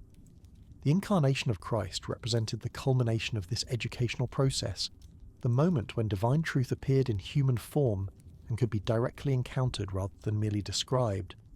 In Jesus, Augustine saw not simply a moral teacher or religious reformer, but the very Word of God made flesh, the eternal truth that illuminates all human understanding, now made visible and accessible to finite minds and hearts. This understanding of the Incarnation as divine pedagogy, rather than merely divine rescue, shaped Augustine's approach to Christian doctrine in ways that would prove influential for centuries. The central mysteries of Christian faith, the Trinity, the Incarnation, the Atonement, were not arbitrary divine decrees that must be accepted on blind faith, but rather the deepest possible revelations of the nature of reality itself. To understand these doctrines properly was to glimpse the ultimate structure of existence, the way love operates at the very heart of being. Augustine's Trinitarian theology, his understanding of God as existing eternally as Father, Son, and Holy Spirit, grew directly from his meditation on the nature of love itself. Perfect love, Augustine observed, requires not only a lover and a beloved, but also the love that unites them. In human relationships, this love remains something distinct from the persons it connects, but in God, the love between Father and Son is itself a person, the Holy Spirit who proceeds from both as their mutual gift and bond. This vision of God as essentially relational, as existing eternally in perfect community rather than in solitary majesty, provided Augustine with the resources for thinking about human relationships and community that went far beyond conventional political or social theory. If human beings are made in the image of God, and if God exists as perfect community, then human fulfillment requires not individual achievement, but participation in authentic community that reflects, however dimly, the perfect communion that characterizes divine life. Augustine's understanding of the Church as the mystical body of Christ drew upon this Trinitarian vision of reality. The Church was not simply an organization of like-minded individuals who happened to share common beliefs, but rather a genuine organism in which individual members found their authentic identity through participation in a larger life that transcended their individual limitations. Just as the persons of the Trinity find their identity not in isolation but in relationship, so Christians discover who they truly are not through introspection, but through their participation in the community of faith. This organic understanding of community extended Augustine's thinking into questions of authority, tradition, and the development of doctrine that would prove crucial for later Christian thought. Individual believers, however sincere or learned, could not serve as final arbiters of Christian truth, because truth itself was larger than any individual perspective could encompass. The community as a whole, guided by the Spirit and rooted in apostolic tradition, possessed resources for discernment that no individual member could claim. Yet this communal authority was not arbitrary or tyrannical, Augustine insisted. It derived its legitimacy not from institutional position, but from its faithfulness to the truth it was commissioned to preserve and proclaim. The Church's authority was genuine precisely insofar as it served truth rather than claiming to master it. When ecclesiastical leaders spoke authentically in their official capacity, they were not imposing personal opinions but articulating insights that belonged to the community as a whole, and ultimately to the divine source from which all truth derived. Augustine's understanding of tradition reflected this same balance between individual insight and communal wisdom. Tradition was not simply the dead weight of past custom, but rather the living memory of the community's ongoing encounter with divine truth across the generations. Each generation had to appropriate this tradition anew, not by simply repeating past formulations, but by discovering how ancient insights could address contemporary questions and challenges. This dynamic understanding of tradition allowed Augustine to be both deeply conservative and surprisingly innovative in his theological method. He insisted on faithfulness to apostolic teaching and the consensus of the Church Fathers. Yet he also recognized that new questions required fresh thinking that could extend traditional insights into previously unexplored territory. His own theological creativity exemplified this balance, showing how respectful engagement with inherited wisdom could generate genuinely new understanding. Augustine's approach to scriptural interpretation reflected similar principles. The Bible was not simply a collection of moral precepts or historical information, but rather a unified revelation of divine love that found its center an interpretive key in the person of Christ. Every passage, whether from Old Testament or New, needed to be understood in light of the fundamental Christian conviction that God's ultimate purpose was the restoration of creation through love. This Christocentric hermeneutic allowed Augustine to find profound spiritual meaning even in biblical passages that seemed on the surface to be concerned with purely mundane or historical matters. The detailed regulations about sacrificial worship in Leviticus, the genealogies and chronicles, the geographical descriptions in Joshua, all of these could be read as symbolic anticipations of spiritual realities that would be fully revealed only in Christ. Augustine's allegorical method of biblical interpretation has sometimes been criticized as arbitrary or fanciful, but it rested upon sophisticated theological principles about the relationship between temporal and eternal realities. If the material world itself was created to serve as a sign pointing towards spiritual truth, then the events and institutions described in Scripture could legitimately be read as symbols of deeper realities without denying their historical factuality. This symbolic reading of Scripture connected Augustine's biblical interpretation to his broader understanding of the sacramental character of all creation.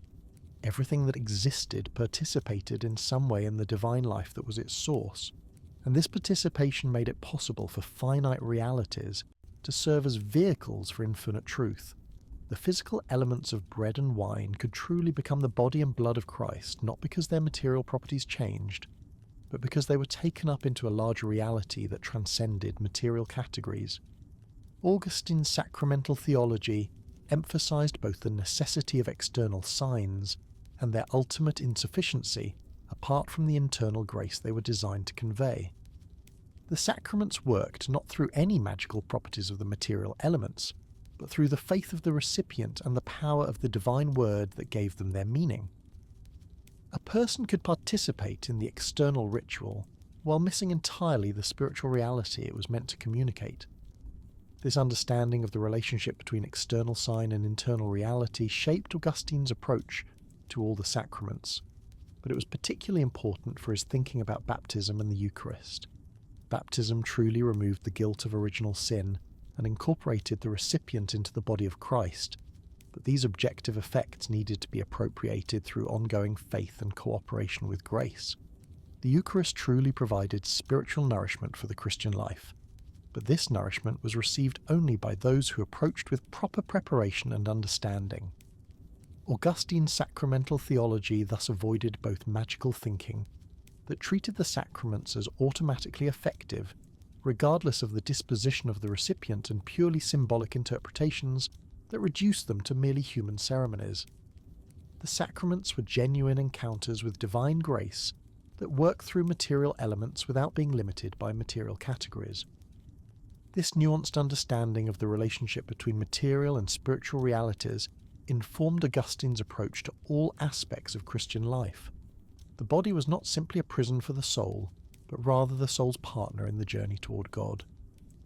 Physical pleasure was not inherently evil, but needed to be properly ordered within the larger framework of spiritual development. Material possessions were not obstacles to holiness, but tools that could serve higher purposes when used with proper detachment. Augustine's vision of the Christian life as a journey of gradual transformation, rather than instant perfection, shaped his understanding of moral development in ways that remained remarkably psychological sophisticated. He recognized that deeply ingrained patterns of thought and feeling could not be changed through willpower alone, but required patient cooperation with divine grace, working through the ordinary processes of human development. This meant that moral education needed to address not only conscious beliefs and explicit commitments, but also the unconscious assumptions and emotional habits that shape behaviour at levels below deliberate choice. The transformation of character required not only intellectual conviction, but imaginative reorientation, not only new information, but new ways of seeing and feeling that could gradually reshape the spontaneous responses of mind and heart. Augustine's understanding of the role of imagination in moral formation anticipated many insights of modern psychology, while grounding them in a theological framework that located ultimate healing in divine grace rather than human technique. The stories we tell ourselves about who we are and what life means shape our behaviour in ways that often escape conscious awareness. Genuine transformation requires not only better arguments, but better stories that can capture the imagination and redirect desire toward more worthy objects. This insight explained Augustine's lifelong fascination with narrative as a mode of theological reflection. His confessions told the story of his own journey, not simply to share personal information, but to provide a template that others could use to understand their own spiritual development. The City of God traced the story of two cities through history to help readers locate their own lives within the larger narrative of divine providence working through human freedom. Augustine's literary sensibility, shaped by his classical education in rhetoric, made him acutely aware of the power of language to move hearts as well as minds. He crafted his theological prose with the same care that poets devoted to their verses, seeking rhythms and images that could lodge in memory and continue their work long after the initial reading. His famous prayer, "You have made us for yourself, and our hearts are restless until they rest in you," achieves its power not only through its theological insight, but through its musical cadences that make it almost impossible to forget. This attention to the aesthetic dimension of theological language reflected Augustine's conviction that truth and beauty were ultimately inseparable. Divine truth was not simply a set of correct propositions, but rather the source of all genuine beauty. An authentic beauty always pointed beyond itself toward the ultimate source of all attractiveness. This meant that theological reflection at its best would be not only intellectually rigorous, but also aesthetically satisfying, not only logically coherent, but also imaginatively compelling. As our exploration of Augustine's thought draws toward its gentle close, we find ourselves carried by currents that flow far beyond the boundaries of any single discipline or tradition. His insights about memory and time, love and freedom, knowledge and faith, individual development and communal life, all of these continue to speak to contemporary concerns in ways that transcend the particular historical circumstances within which they first emerged. The questions that drove Augustine's lifelong intellectual quest: what does it mean to be human? How can finite beings find authentic fulfillment? What is the relationship between temporal and eternal concerns? These remain as urgent today as they were 16 centuries ago. His approaches to addressing them, through careful attention to experience, rigorous philosophical analysis, and humble receptivity to divine illumination, continue to offer resources for anyone seeking wisdom rather than mere information. In the quiet spaces where active thought gives way to the deeper rhythms of rest and renewal, Augustine's voice continues to whisper across the ages, reminding us that the search for truth is itself a form of love, that every genuine question already participates in the answer it seeks, and that the very capacity to wonder about ultimate things bears witness to our participation in the ultimate reality that calls us home. The restless heart that Augustine described so eloquently finds in his philosophical reflections not final answers, but rather a deepening of the questions that make life meaningful, a framework for understanding the search itself as already a kind of finding. As consciousness gently releases its hold on wakeful analysis and surrenders to the restorative mysteries of sleep, These Augustinian themes continue their patient work in the depths of the soul, preparing the ground for tomorrow's continued journey toward the light that illuminates all genuine understanding and the love that draws all things toward their true home in the heart of infinite mystery. The gentle arc of Augustine's intellectual journey now carries us into his most intimate reflections on what it means to live as a conscious being, suspended between memory and hope, between the weight of the past and the pull of an uncertain future. In his later years as Bishop of Hippo, Augustine would often find himself returning to questions that had haunted him since youth. But now, with the seasoned wisdom of a mind that had wrestled with angels and emerged both wounded and blessed, consider how Augustine understood the peculiar nature of human consciousness itself. We are, he observed, the only creatures we know of who live simultaneously in multiple times. A stone exists only in the present moment, responding to immediate forces, following the simple laws of its material nature. An animal, though possessed of memory and instinct, remains largely bound to the rhythms of immediate need and seasonal cycles.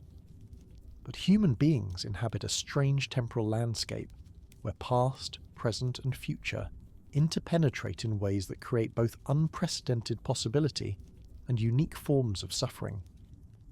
When you remember your childhood, Augustine noted, you're not simply accessing stored information about what once was. You're making the past present, bringing what no longer exists into the living moment of awareness, yet in such a way that its pastness remains intact.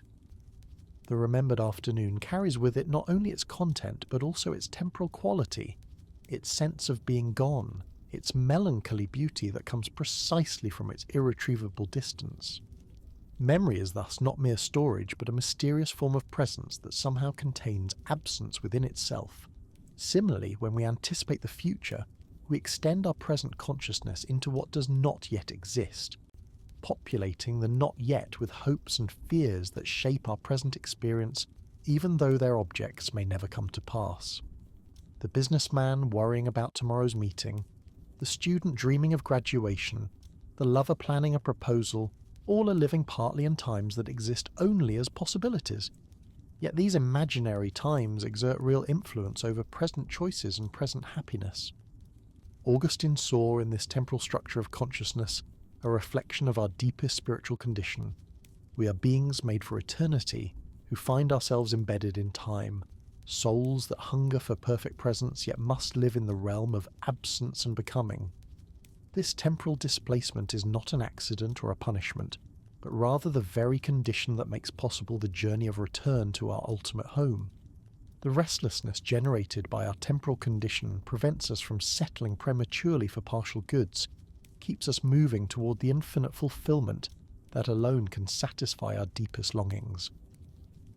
This insight led Augustine to develop what we might call a spirituality of temporal existence that neither fled from time into false eternities, nor surrendered to time as if it were ultimate.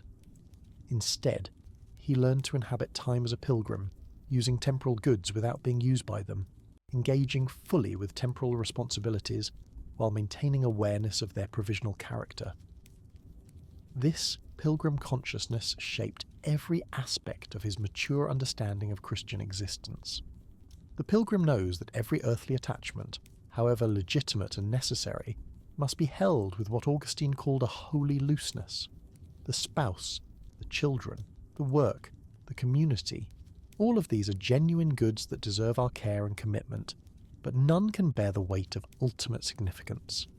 They are gifts to be received with gratitude, responsibilities to be embraced with dedication, but not idols to be worshipped as if they could provide the perfect satisfaction that belongs only to God.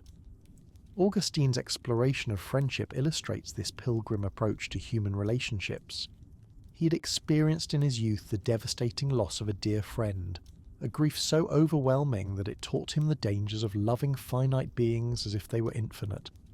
Yet his mature reflection did not lead him to avoid deep friendships, but rather to love them differently, with a quality of attachment that could embrace fully without possessing desperately. The friend loved in God, and for God becomes more rather than less precious, Augustine discovered. When we love another person as a fellow pilgrim on the journey toward ultimate truth, As a being created and sustained by the same divine love that creates and sustains us, we are freed from the anxiety and possessiveness that corrupts purely natural affection. We can delight in the friend's presence without being devastated by their absence, can hope for their flourishing without needing to control their choices, can receive their love as gift without treating it as debt. This transformation of human love through divine love extended Augustine's understanding into the realm of what he called the communion of saints, that mysterious fellowship that transcends the boundaries of time and death. Those who have learned to love in God remain present to one another even when separated by physical distance or temporal sequence. The pilgrim community includes not only living companions but also those who have completed their earthly journey and those yet to begin it. Augustine's reflection on this expanded community of love provided resources for thinking about death that avoided both denial and despair. Death remained an enemy, the last and greatest disruption of the natural order, but it was an enemy already defeated in principle, even if not yet eliminated in fact. For those whose deepest loves had been properly ordered toward eternal goods, death could not touch what mattered most. The relationships formed in divine love possessed a quality of permanence that transcended biological termination. This understanding of love's victory over death shaped Augustine's approach to pastoral care for the grieving and the dying. Sorrow at separation remained natural and appropriate, but it need not become the despair that characterizes those who have no hope beyond temporal existence. The Christian could mourn deeply, while maintaining confidence that love's bonds, once truly formed, possessed an indestructible character that would find new expression in the resurrection community. Augustine of Resurrection's vision itself reflected his mature understanding of the relationship between soul and body, time and eternity. Unlike some forms of Christian spirituality that treated resurrection as the soul's escape from bodily limitation, Augustine insisted that human fulfillment required the restoration of the complete human person, body and soul reunited in perfect harmony. But this restored body would be transformed, freed from the limitations and vulnerabilities that characterize present existence, while retaining its essential identity as the soul's proper partner. The resurrection body would be, Augustine suggested, what the present body is meant to become when fully healed and perfected. It would possess all the capacities for sensation, movement and relationship that make embodied existence precious while being freed from pain, decay, and the need for external sustenance. Most importantly, it will be perfectly responsive to the soul's intentions, no longer subject to the involuntary impulses and rebellious desires that create internal conflict in present experience. Augustine's speculation about the nature of resurrection existence led him into profound meditation on what perfect community might look like. In the resurrection, he suggested, the isolation and misunderstanding that characterize much of present human interaction would be overcome. Souls would be transparent to one another without loss of individual identity, capable of perfect communication without the ambiguity and deception that plague temporal discourse. Yet this perfect transparency would not eliminate the element of surprise and discovery that makes relationships dynamic and growth possible. Even in perfect community, Augustine suggested, there would remain infinite depths to explore in one another's experience of divine love, infinite variations to discover in the ways different persons reflect the inexhaustible richness of divine beauty. Eternity would be not a static state, but an endless adventure of deepening communion. Augustine's vision of ultimate fulfillment as communal rather than merely individual reflected his conviction that human beings are essentially relational creatures who can achieve authentic selfhood only through proper relationship with others and ultimately with God. The self that withdraws into isolation, even for the highest spiritual purposes, remains incomplete. Genuine holiness requires not escape from relationship, but the purification of relationship, not the transcendence of love, but the perfection of love. This relational understanding of ultimate destiny shaped Augustine's approach to present spiritual practices and disciplines. Prayer, for example, was not primarily a technique for achieving altered states of consciousness, but rather a way of cultivating the kind of attention and receptivity that could recognize God's presence in ordinary experience. The goal was not mystical transport, but transformed perception, not escape from the world, but deeper engagement with the world understood as God's creation and gift. Augustine's mature prayer life, as revealed in his letters and sermons, was characterized by a quality of intimate conversation rather than formal petition.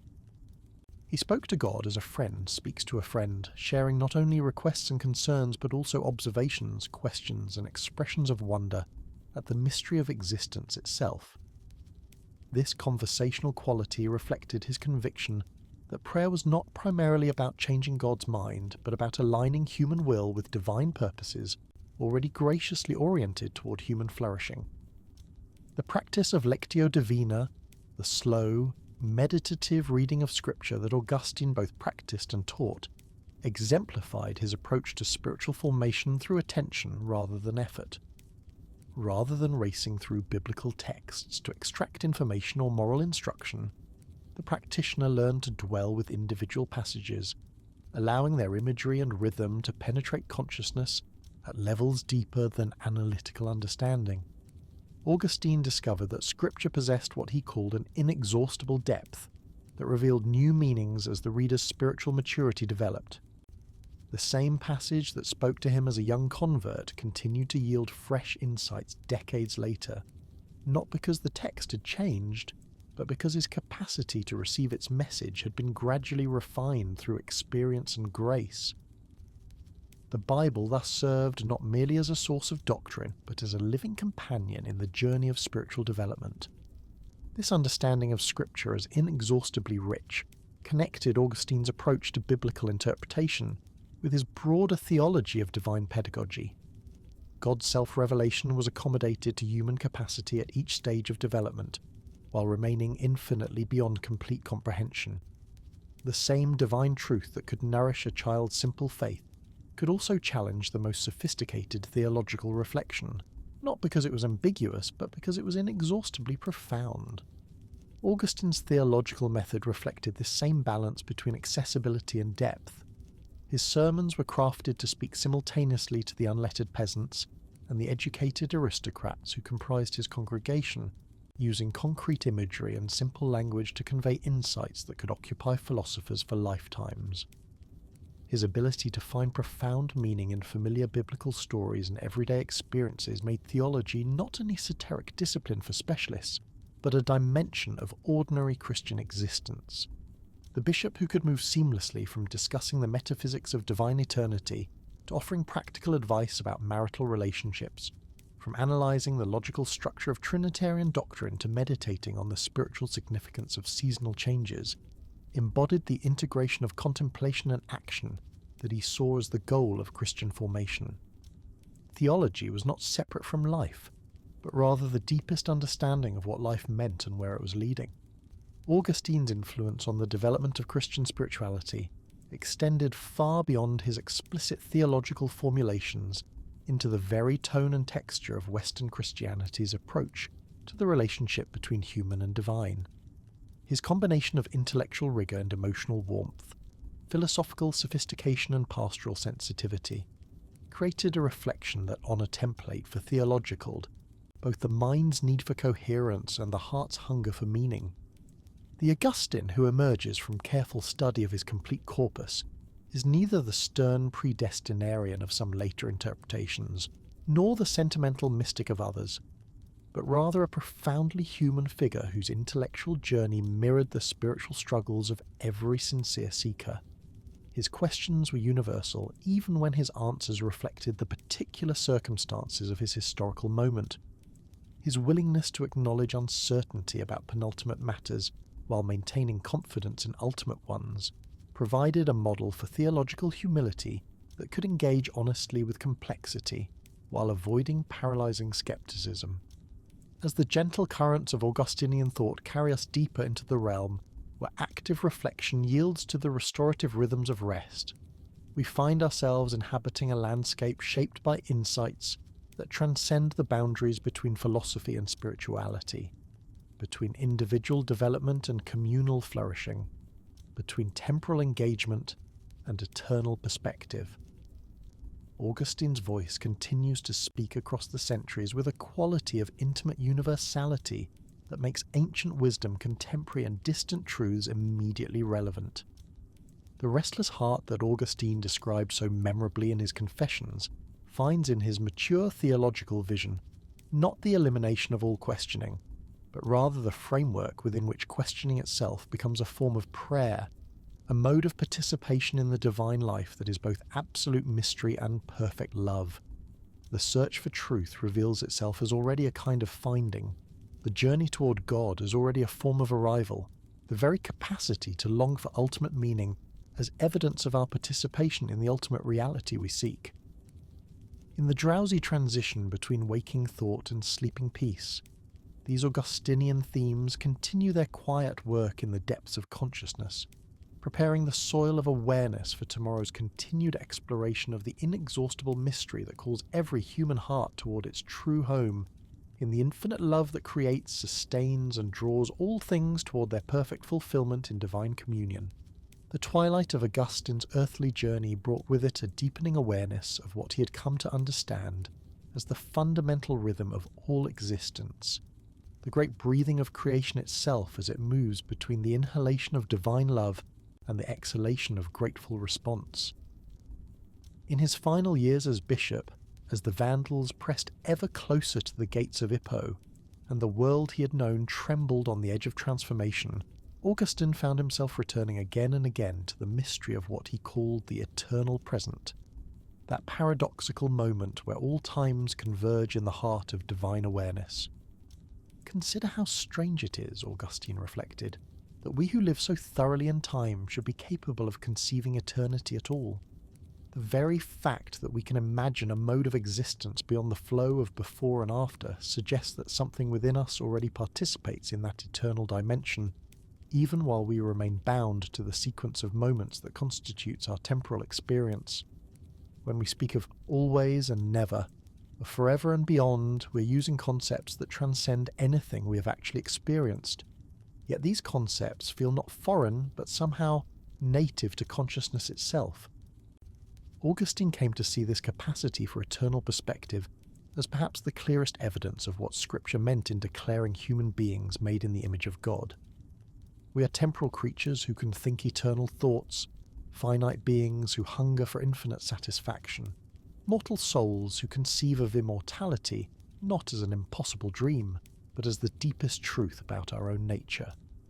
This divine spark within human consciousness is what makes possible both our greatest achievements and our deepest sufferings, both our capacity for transcendent love and our vulnerability to ultimate disappointment. The aging bishop, writing now with the accumulated wisdom of decades spent in pastoral care, began to articulate what we might call a theology of holy longing. Every authentic human desire, he suggested, is ultimately a displaced longing for God, a finite expression of the infinite hunger that draws all creation back toward its source. The lover who seeks perfect union, the artist who pursues absolute beauty, the scientist who quests for ultimate truth, the mystic who yearns for immediate divine presence, all are following the same fundamental impulse that Augustine had traced through his own restless youth. This insight allowed Augustine to view with compassion rather than condemnation the various forms of misdirected seeking that characterize so much of human experience. The miser hoarding gold, the politician grasping for power, the hedonist pursuing pleasure, the scholar accumulating knowledge, even the religious person collecting spiritual experiences, all are responding to the same authentic call toward ultimate fulfillment. Their error lies not in the depth of their longing, but in their choice of objects, not in the intensity of their seeking, but in their confusion about what they truly seek. Augustine's mature pastoral approach thus emphasized conversion rather than condemnation, the gradual redirection of desire rather than its suppression. The path toward authentic fulfillment required not the elimination of longing, but its purification, not the denial of human aspiration, but its proper ordering toward objects worthy of infinite commitment. This meant that spiritual became direction less a matter of imposing external disciplines, and more a process of helping individuals discover the deepest movements of their own hearts. The letters Augustine wrote during his final years reveal a man who had learned to read the human soul with the same careful attention he brought to sacred texts. He could discern in a correspondent's anxieties about worldly success the authentic desire for lasting achievement, could recognize in another's struggles with sensual temptation the genuine hunger for perfect beauty, could detect in theological controversies the sincere quest for absolute truth that often lay beneath partisan rhetoric and personal ambition. This capacity for spiritual discernment reflected Augustine's growing understanding of what he called the grammar of the heart, the deep syntax of desire that structured all authentic human seeking. Just as surface grammar reveals the underlying logical relationships that make communication possible, so the movements of love and longing reveal the spiritual relationships that connected every individual soul to the ultimate source and goal of all existence. Augustine discovered that this grammar of the heart possessed certain universal features that transcended cultural and historical differences. The progression from self-centered desire through appreciation of finite goods to recognition of infinite need appeared in some form in every sincere spiritual journey he encountered. The experience of being simultaneously drawn toward and frustrated by partial satisfactions seemed to characterize genuine seekers regardless of their particular religious or philosophical background. Yet Augustine also recognized that this universal grammar expressed itself through irreducibly particular vocabularies shaped by individual temperament, cultural formation, and historical circumstance. The path of the intellectual differed from that of the contemplative, the way of the active reformer diverged from that of the solitary mystic. The journey of the artist followed different contours than that of the pastoral caregiver. Unity lay not in uniformity of expression, but in the common orientation toward ultimate truth that could manifest itself through infinite variations. This recognition of unity within diversity shaped Augustine's understanding of the Church as what he called a symphony of souls, each contributing its unique voice to a cosmic harmony that no single instrument could produce alone. The community of faith was not meant to eliminate individual differences, but rather to orchestrate them, providing a context within which diverse gifts and callings could serve the common goal of manifesting divine love in the world. Augustine's vision of ecclesial life emphasized both the irreplaceable value of each member and the necessity of their integration into a larger whole. The mystic needed the activist to prevent retreat into self-absorption. The scholar needed the pastor to keep learning connected to life. The administrator needed the artist to preserve vision of beauty that transcended mere efficiency.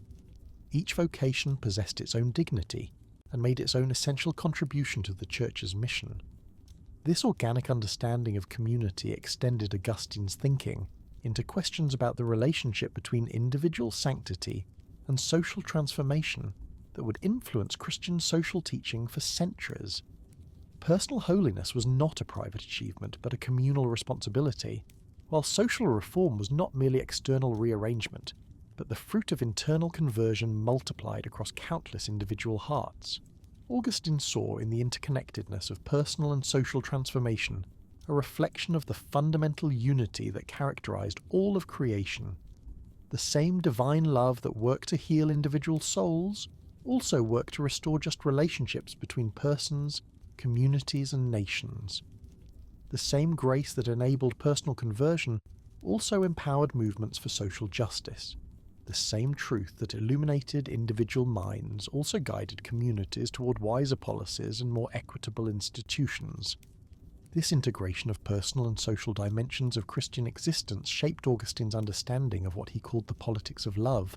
The way communities organized around proper appreciation of ultimate good would naturally express that orientation through just laws, compassionate institutions, and peaceful relationships. The city of God was not simply an eschatological hope, but a present reality wherever persons gathered in genuine commitment to divine truth and divine love. Augustine's political vision was neither naively optimistic about human possibilities, nor cynically pessimistic about human limitations. He recognized that perfect justice would never be achieved within history, that earthly communities would always remain mixtures of wheat and tares, that the full realization of divine purposes required transformation beyond anything possible in temporal existence. Yet he also insisted that significant approximations of justice were possible, that earthly communities could reflect authentic values, that political engagement remained a Christian obligation even within the constraints of fallen existence. This balanced realism shaped Augustine's advice to Christian rulers and his guidance for believers navigating the complexities of political involvement. Power was not inherently corrupting, but needed to be exercised with constant awareness of its provisional character and ultimate accountability to divine justice. Compromise was sometimes necessary in the realm of practical politics, but such compromises must never involve the surrender of fundamental principles or the abandonment of ultimate loyalties. Augustine's own experience of ecclesiastical leadership had taught him the difficulty of maintaining this balance between prophetic witness and pastoral responsibility. As bishop, he found himself constantly mediating between competing claims, seeking solutions that honoured both justice and mercy, truth and charity. His correspondence reveals a man deeply committed to principle, yet flexible in application, unwilling to compromise essential truths yet creative in finding ways to embody those truths within imperfect circumstances. The wisdom Augustine developed through decades of such leadership found expression in what he called the art of spiritual friendship, the capacity to love others truly by helping them discover their authentic calling rather than imposing external expectations upon them. This art required the ability to see each person not only as they appeared in their present condition, but also as they might become through the working of divine grace in their particular circumstances.